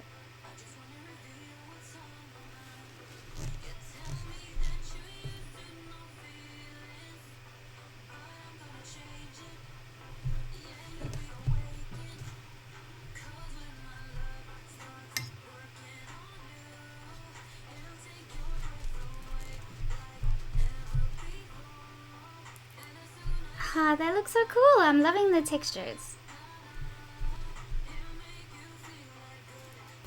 So this is the reference, and then I can see that I still want to probably be a bit more lighter over here.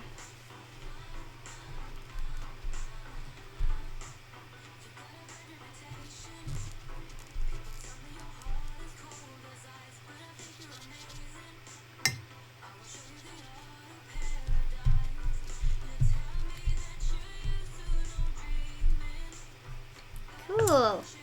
So I'm gonna leave that as the background. That's gonna be it. The underpainting with the watercolor pencils, that is. So later on I might add a bit more with the Polychromos pencils. So now I want to work on, so I'm going to do the underpainting here. Oh, I'm just noticing something here. This looks a bit patchy.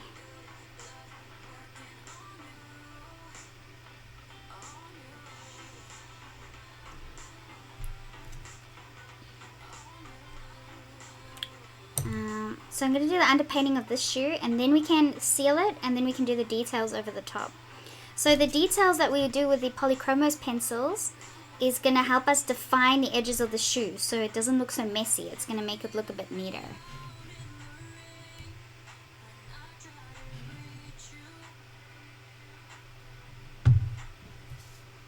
So you saw what we did with this shoe. We used our various layers of warm grays. So we can do the same here. So I'm using the warm gray 3, number 272. No, actually what I'm going to do first is use my warm, where's my warm gray 5 gone?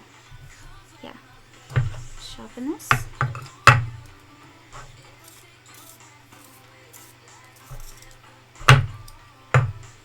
And I just want to define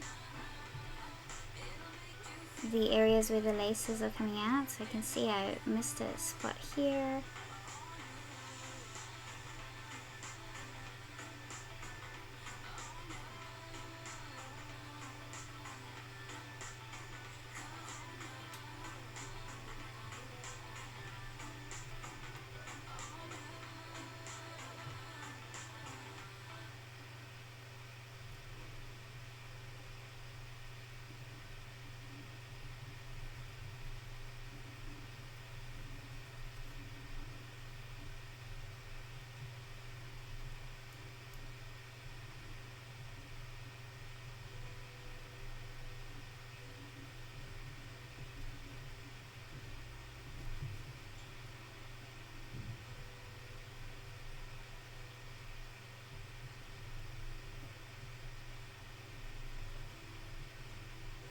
So I am just going to go with a darker color.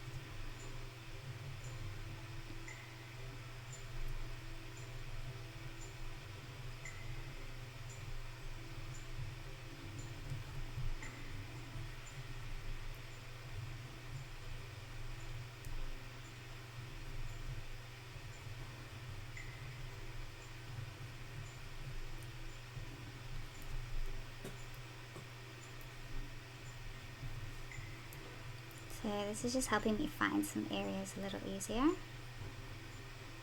because these laces are a bit more chaotic than on the other shoe.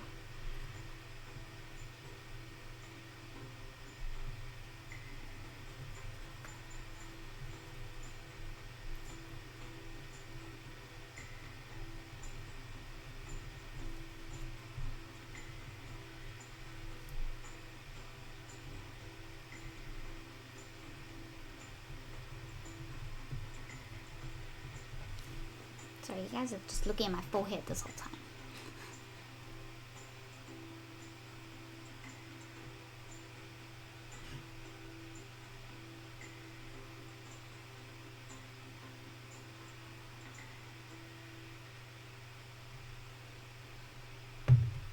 Megan's asking if I use a couple of other mediums like markers and stuff.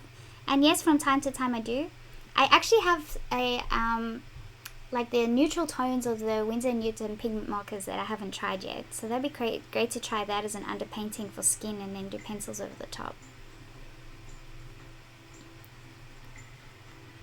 But I've used like the Faber-Castell put pens. I've used that on Yupo paper, which was amazing. That was so much fun. And I want to do that again. So you can see that there's a boxer. If you look at the real-time video clips, there's a drawing of a boxer, and it has drool bubbles, and I put a ladybug stuck in one of the drool bubbles, and I did that one with the put pens on Yupo paper. No pencils for that one, and that turned out pretty amazing.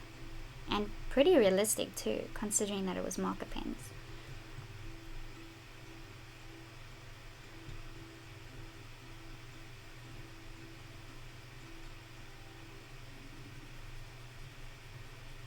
But yeah, I do love to explore new mediums all the time. So I don't always just use pencils. I mainly use pencils because that's what I know and I teach. But I do experiment with other things too, definitely.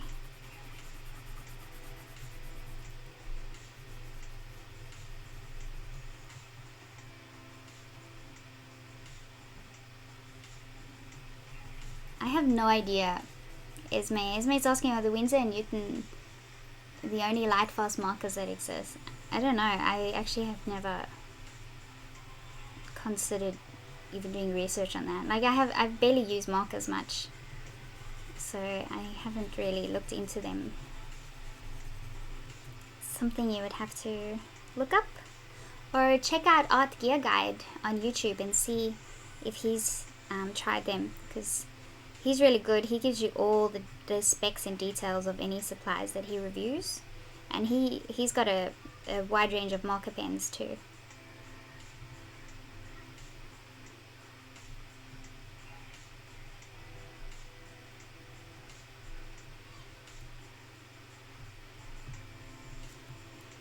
I can't wait to make the edges of these shoes look neat. But like I said, you have to go through an ugly stage before they start looking good. But in terms of underpainting, this is a good place to be.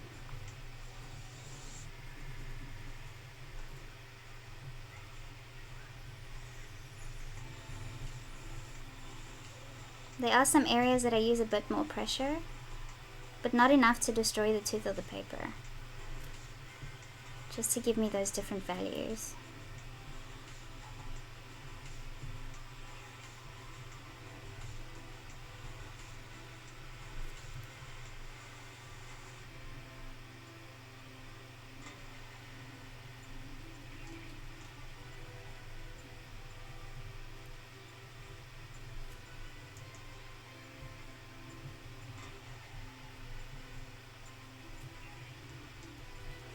Okay, so now I'm going to use the warm grey 3 and just put this sort of everywhere.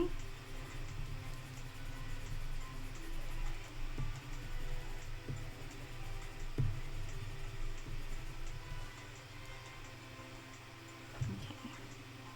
And then I want to use the ivory and put that all over the shoe here and all over the rubber bits. The soles.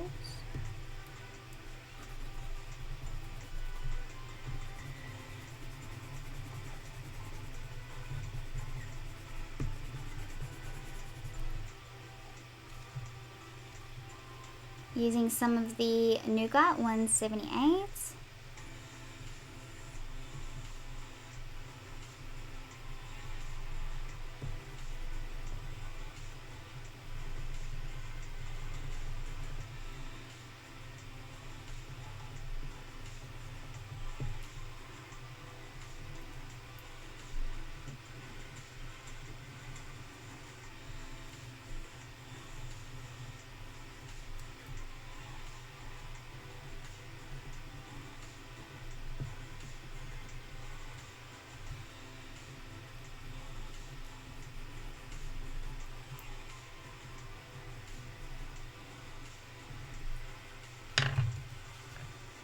Some of the warm grade 5 to 74. So we are getting close to being done with the underpainting part using the watercolor pencils.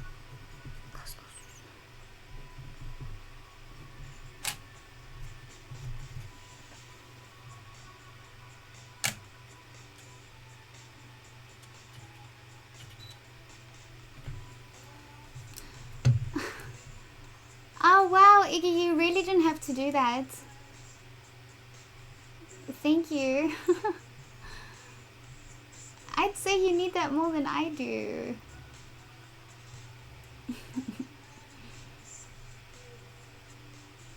Thank you, Iggy.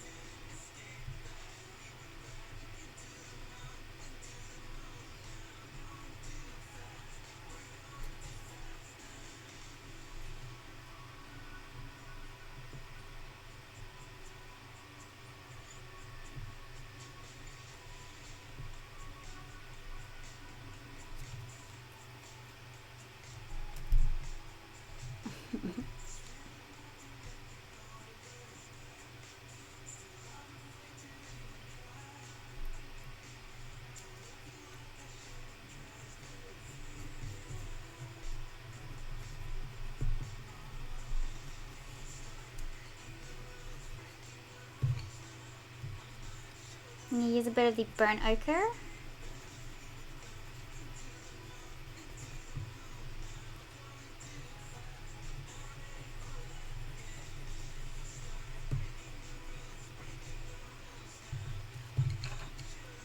Warm grey 5. I realized the spot that I missed here.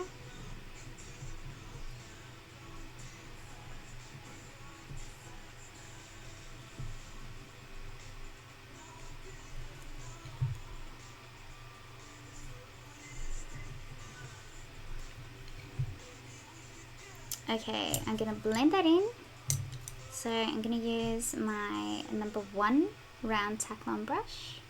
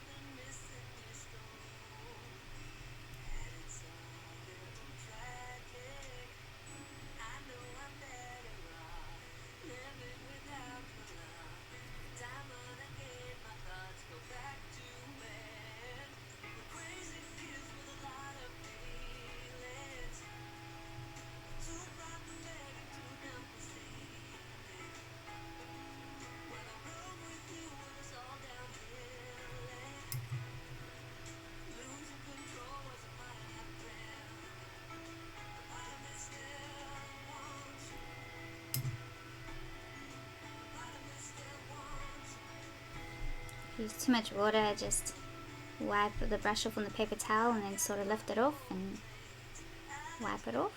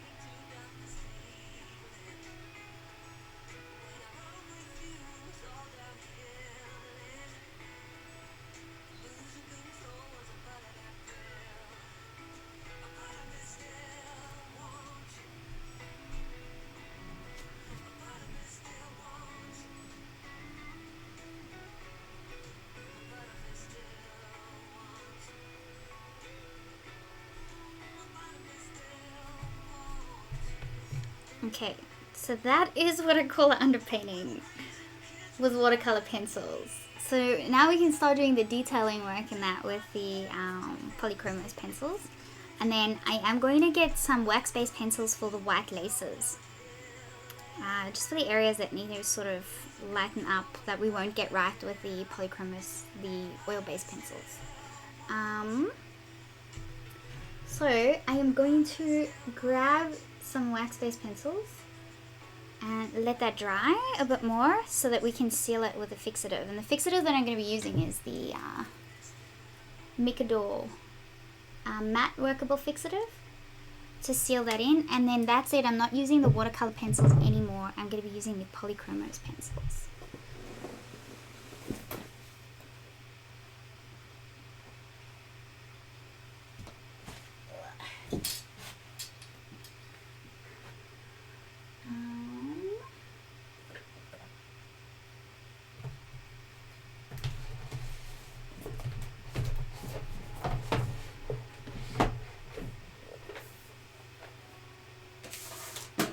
So I won't take the Prismacolors off of the list because I'm going to use them for the lighter areas. So a bit of a blue.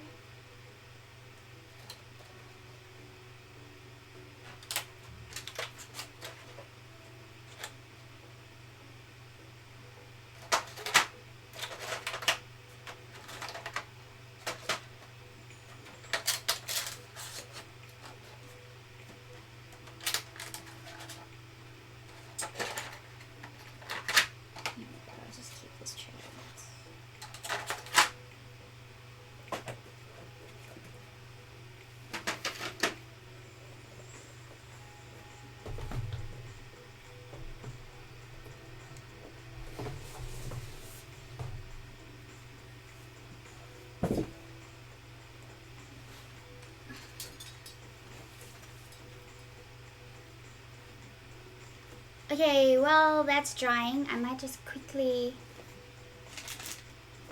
pause. I'll be right back. I'm just going to give it 2 minutes, let it dry, and then I had a lot to drink, so I need a quick break. So I'll be right back, okay?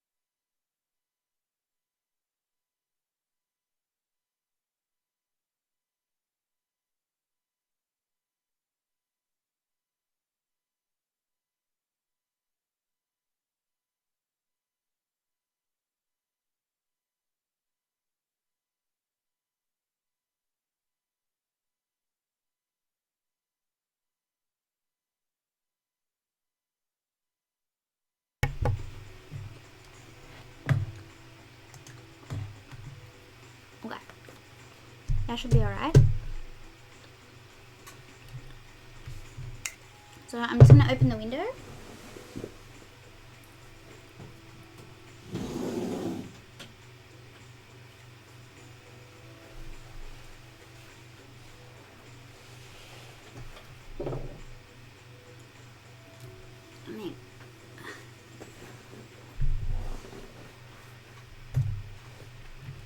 Spray, move my watch.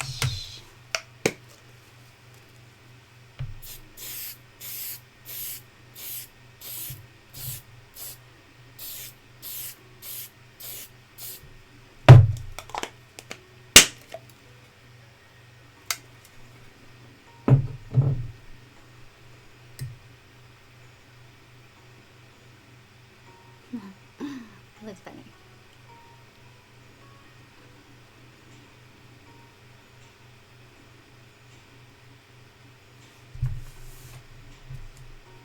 Let that dry. Camera check. Yeah, I need to start a new one now. Thank you.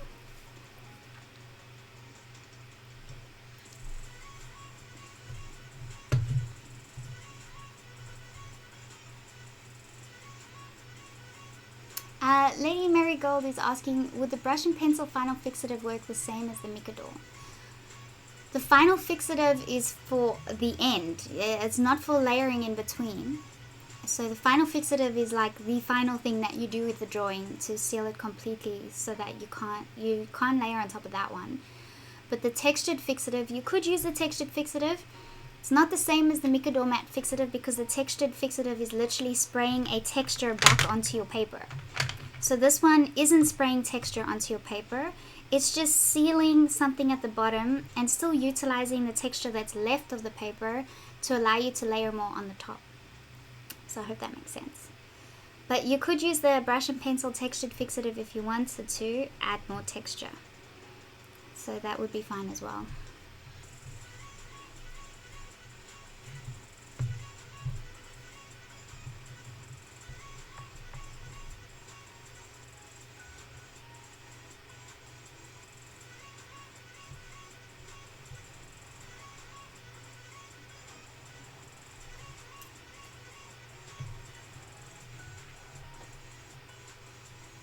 Okay.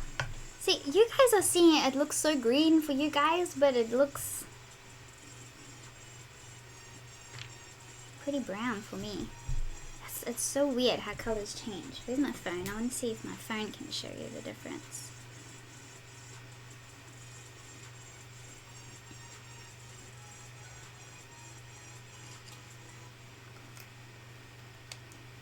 Check that out. Isn't that weird how the color changes? So here you can see it's more brown. So here's the reference. Here's that. There's more brown than green. But over here, it looks really green. It's so weird. Alright, and look. There's a picture of the drawing I finished just before we started this one. But I'll put that up later.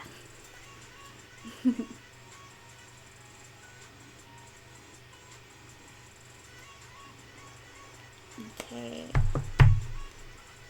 so give that a few more seconds.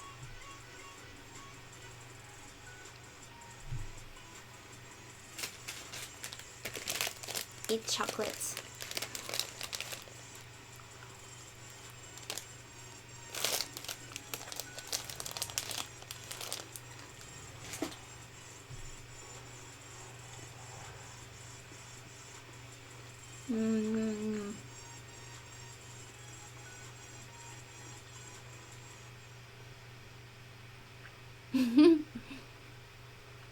Yay, Megan. Okay. I'm sorry I'm being rude. I eat all the time. So live streams go on for hours. So I still need to eat.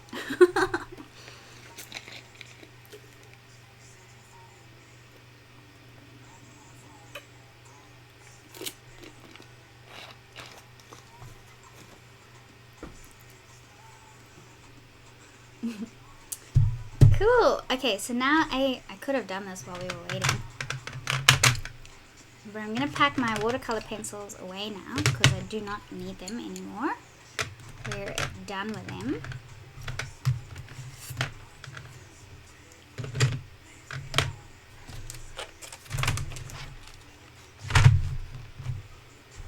So I'm going to have just a few Polychromos pencils ready for me. And then, Prismacolor pencils. And then I'm just going to put my Polychromos pencils next to me here.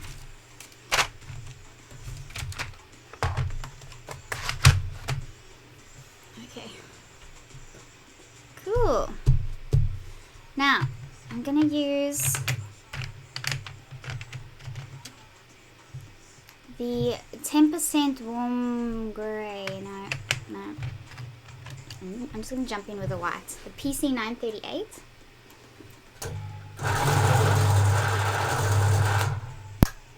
Which I can sharpen. It fits in my sharpener. Okay, so I want to define this shoelace a bit better.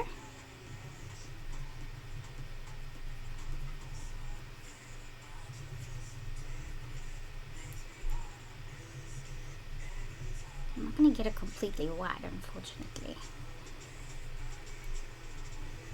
But at least I'm going to make it look, the edges look much better.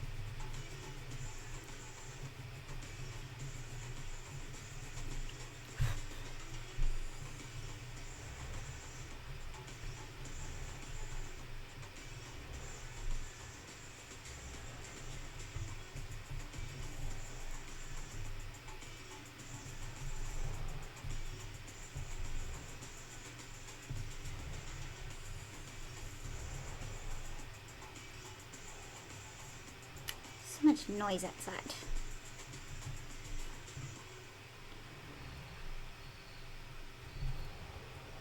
Okay, that already made it look a bit better.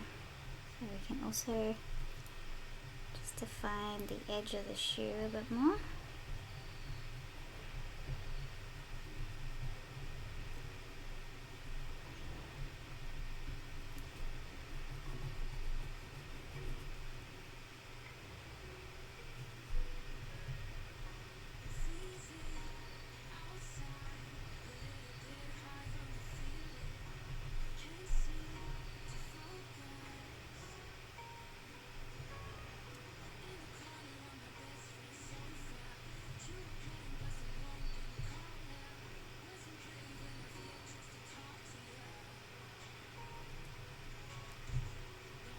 Cool. I'm going to leave it at that for now and then do all the other detailing with the Polychromos pencils. So I'm just going to work on this shoe.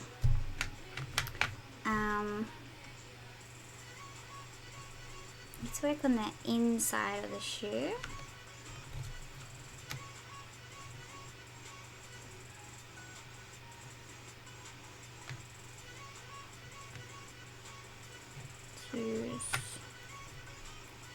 Some of the good night, Iggy. Thank you for joining us, and thanks so much for the super chat as well. I appreciate that.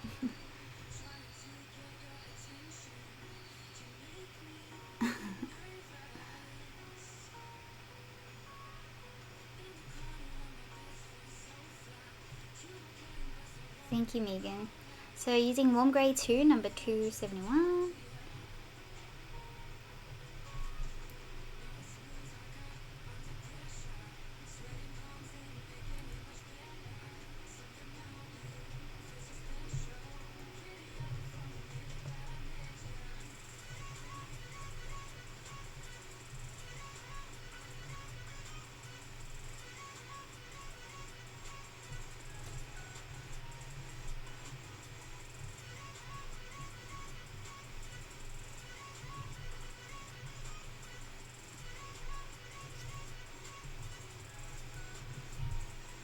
And add a bit of a warmish colour in there.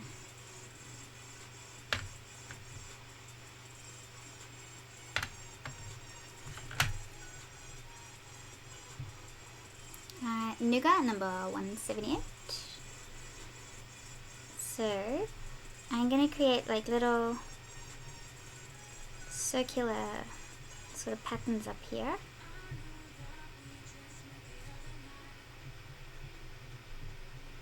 Or little square-like patterns, if that makes sense. And define the brim up here. Now, it is easier if you're working bigger, because then you can get those details in quite nicely. When you're working small like this, it's not as easy.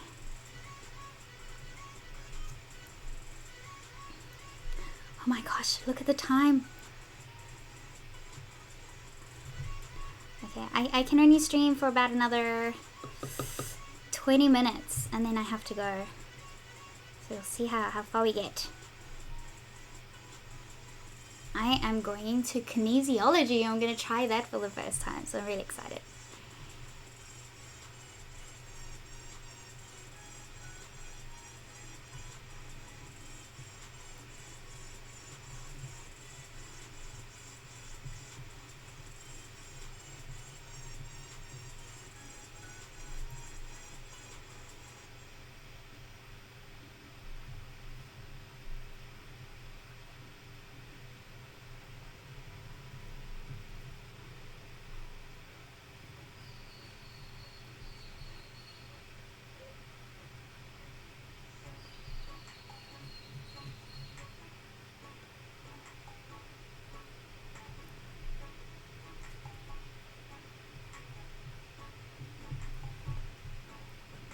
So I'm going to pay close attention, just use this color wherever I can see I need to.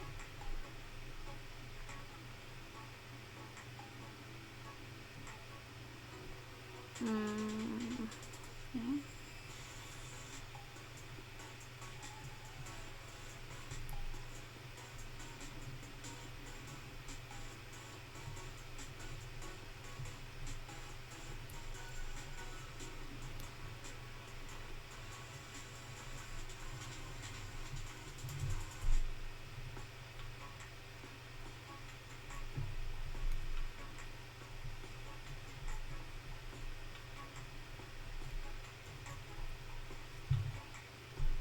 Okay, I need to sharpen that up.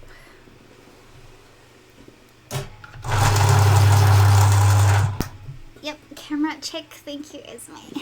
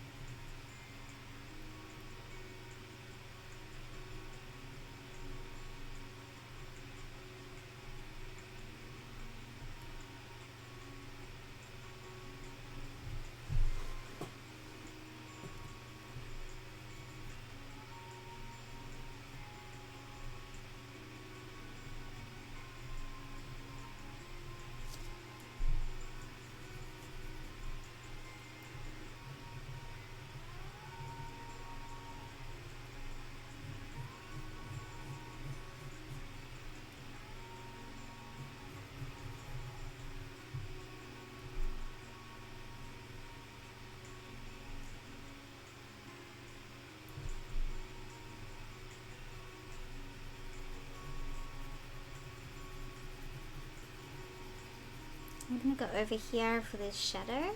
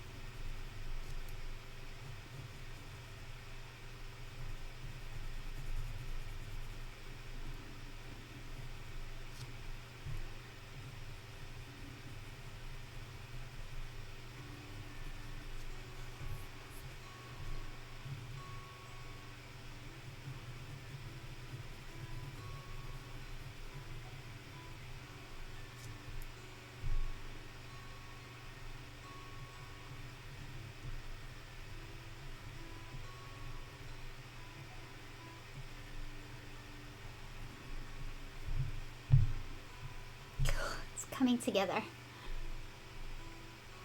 Oh, bye Jackie, thank you for joining us.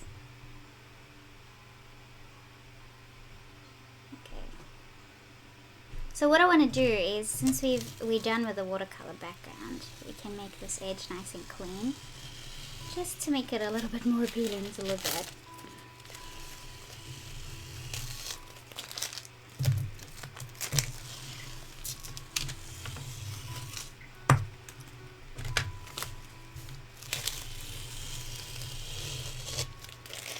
Oh, it's so nice doing that.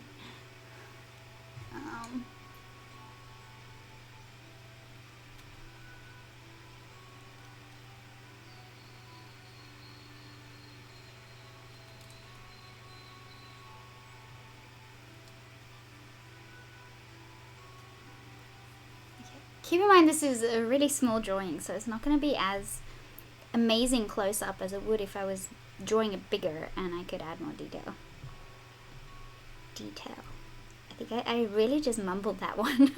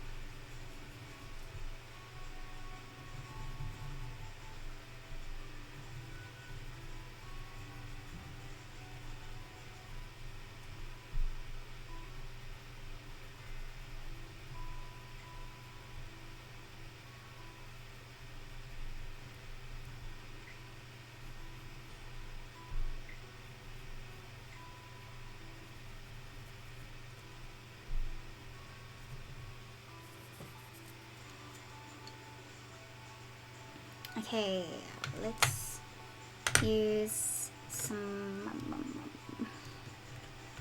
I'm gonna go pretty dark, I think.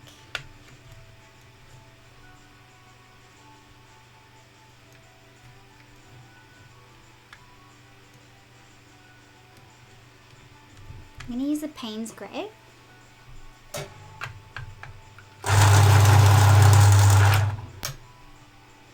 So Payne's Grey number 181. I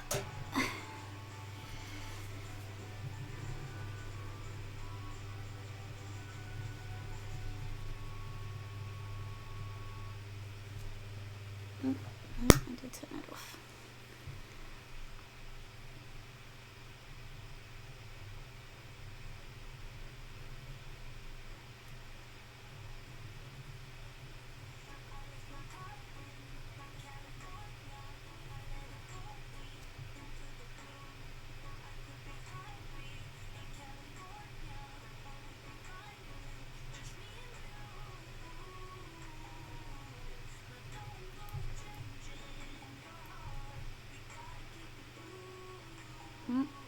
just noticed there's a lace over here.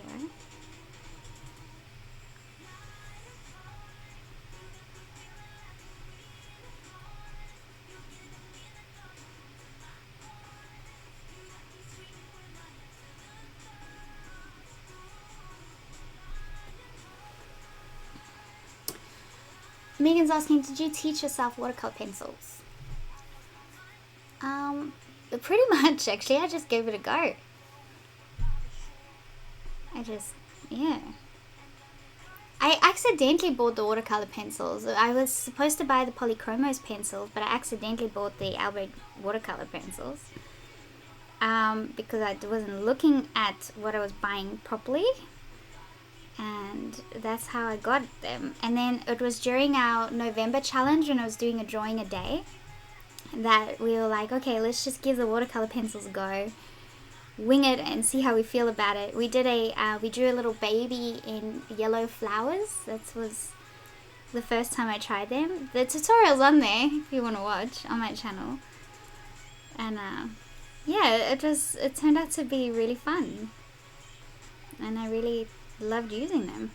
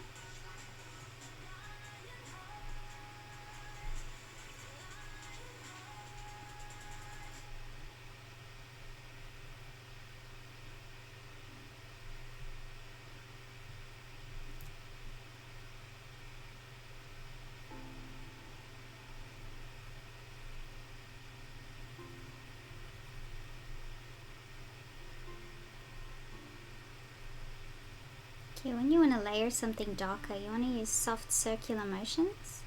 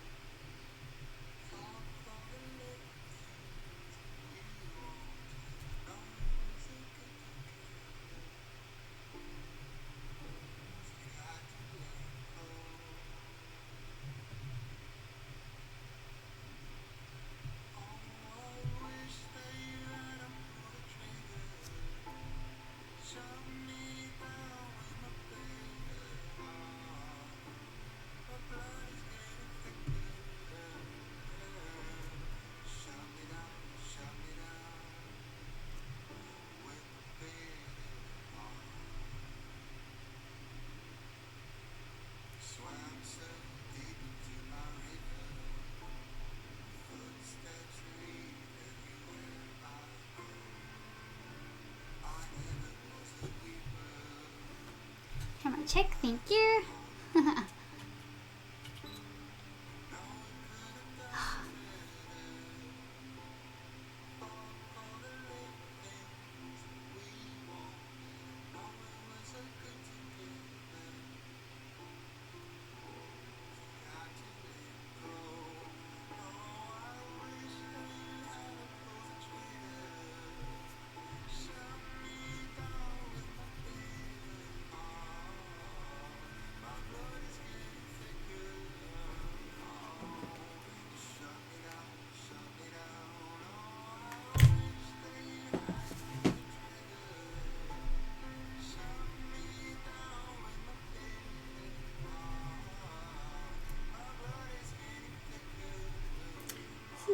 depressing song. Let's skip that.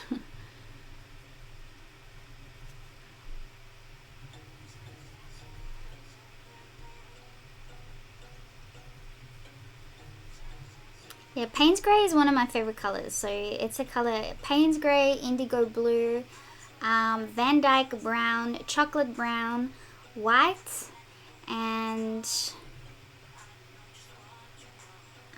my grey tones, warm greys and cool greys. Those would be the colors that I would replace the most in my pencil sets.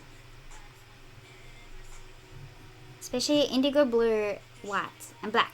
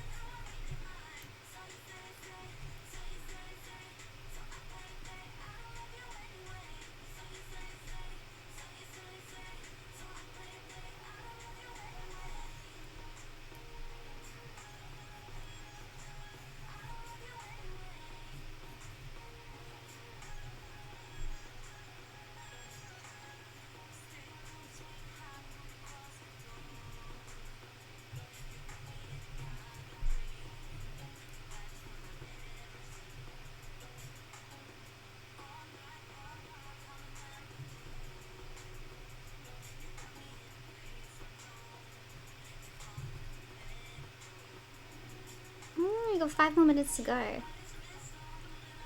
Gonna have to go.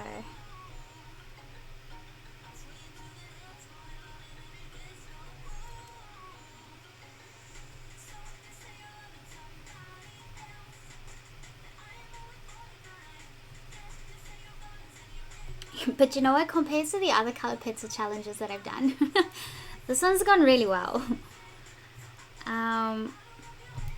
It's in terms of time, like we got a lot more done than I have in any of the other ones. Okay, so I want to use some of the warm grey for number 273. Go over this.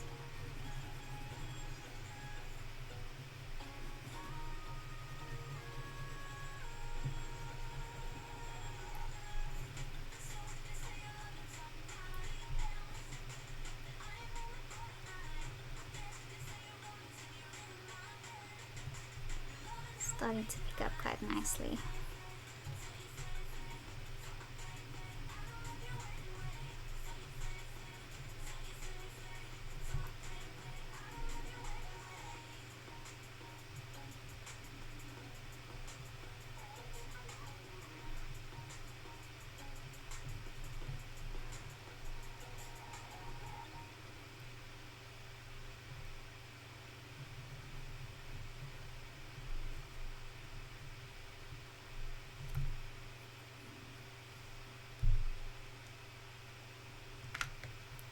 Okay, let's do a bit more with the shoelaces.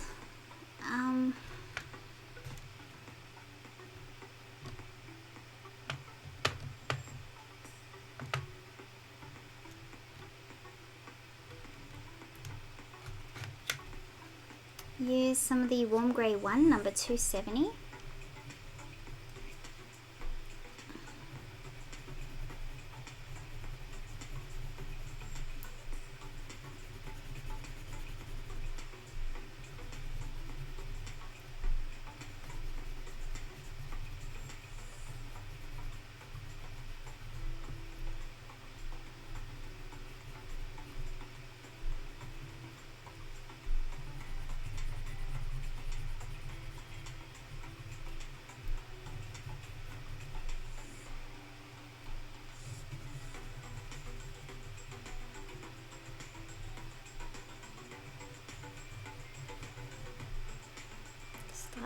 Working on these laces.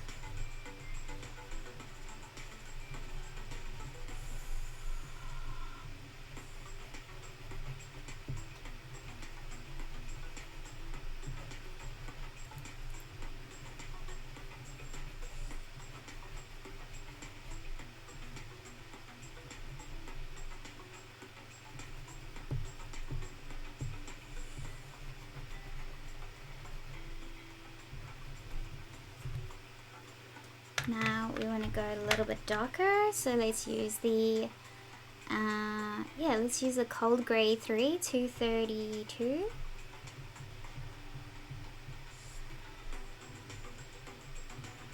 I want to create some of those textures.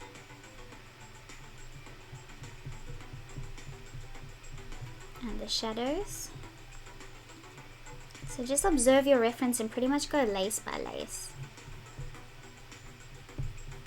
Or shoelace section by shoelace section. You know what I mean.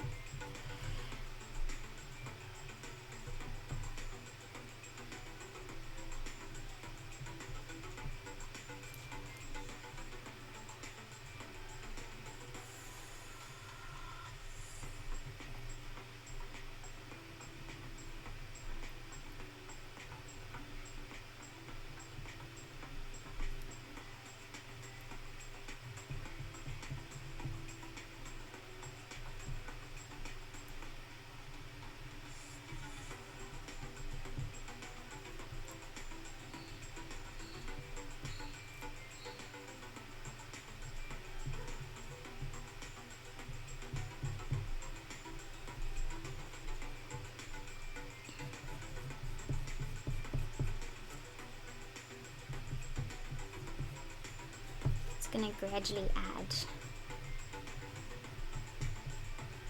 depth and texture.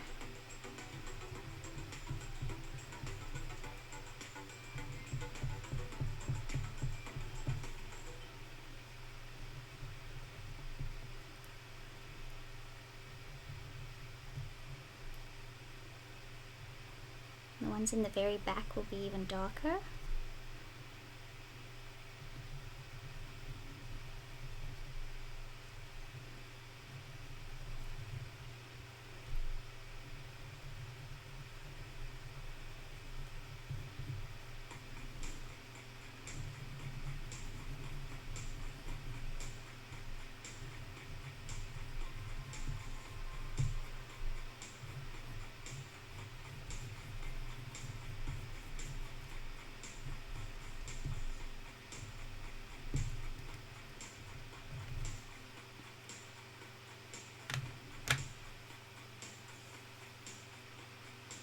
Okay, now going a bit darker in the background.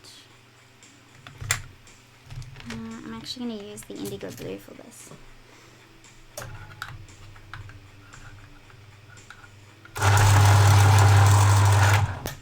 Hey Gracelyn, thank you very much.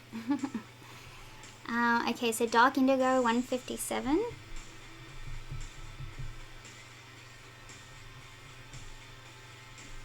There's shoelaces in the back that are a bit darker.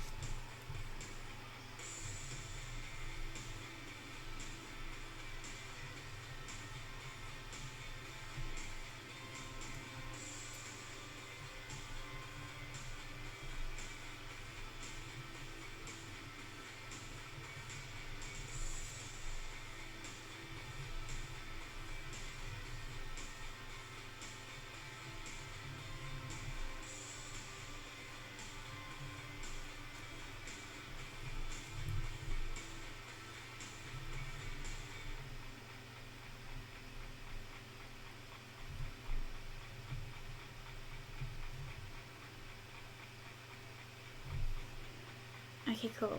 And now if you want to blend that real smooth, you want to use your solvents.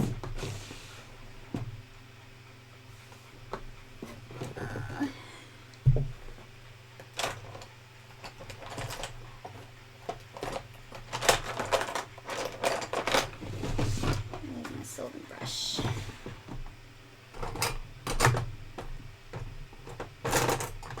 Where are you?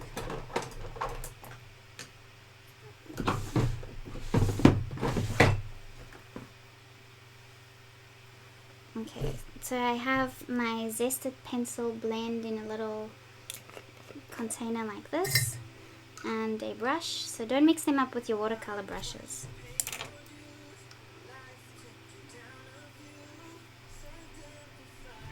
I dab it off on a paper towel first, because you don't want too much on there.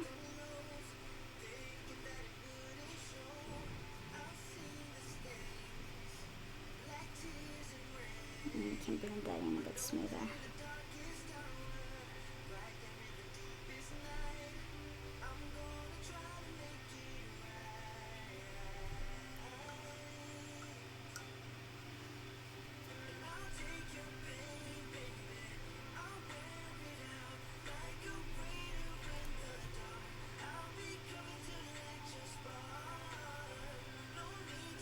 I sort of don't mind the texture as it is.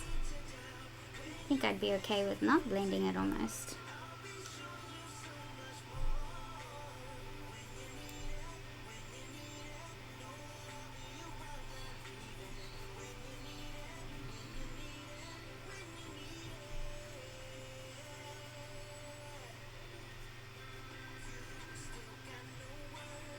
But I guess it's good to show you guys anyway, because the whole point of this is to show you how you can use your watercolor pencils along with your wax and oil-based pencils.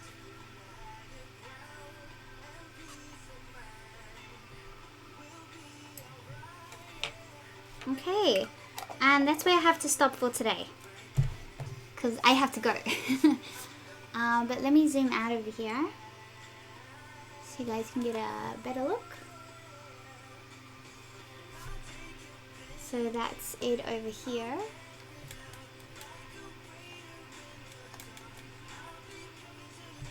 Oh gosh, it's so difficult, this camera. There we go. Yeah.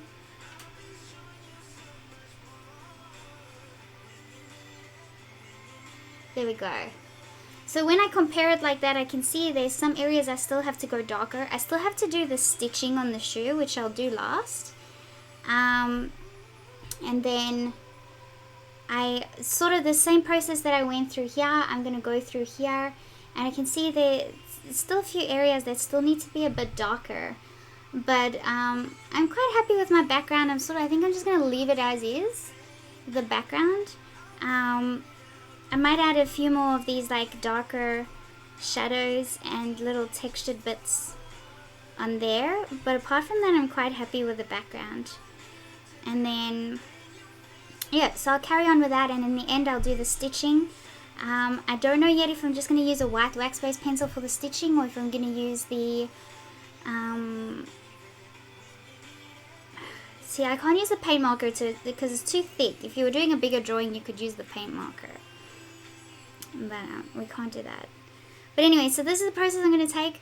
What I will do is I think Monday next week probably I can. What's the date? Let me check the calendar. So I'll finish this off as a part 2. I can do that live next week sometime. I can't tomorrow because I'm doing a pre-recording podcast with Ellen tomorrow. I'm doing a fox drawing. I don't know. I'll let you guys know when I'm able to do that. Okay. Oh, Vinny's calling. Alright guys, thank you for tuning in. I'll let you guys know when I can do part 2 of the video. But thank you for watching, and I'll see you guys next time. Bye.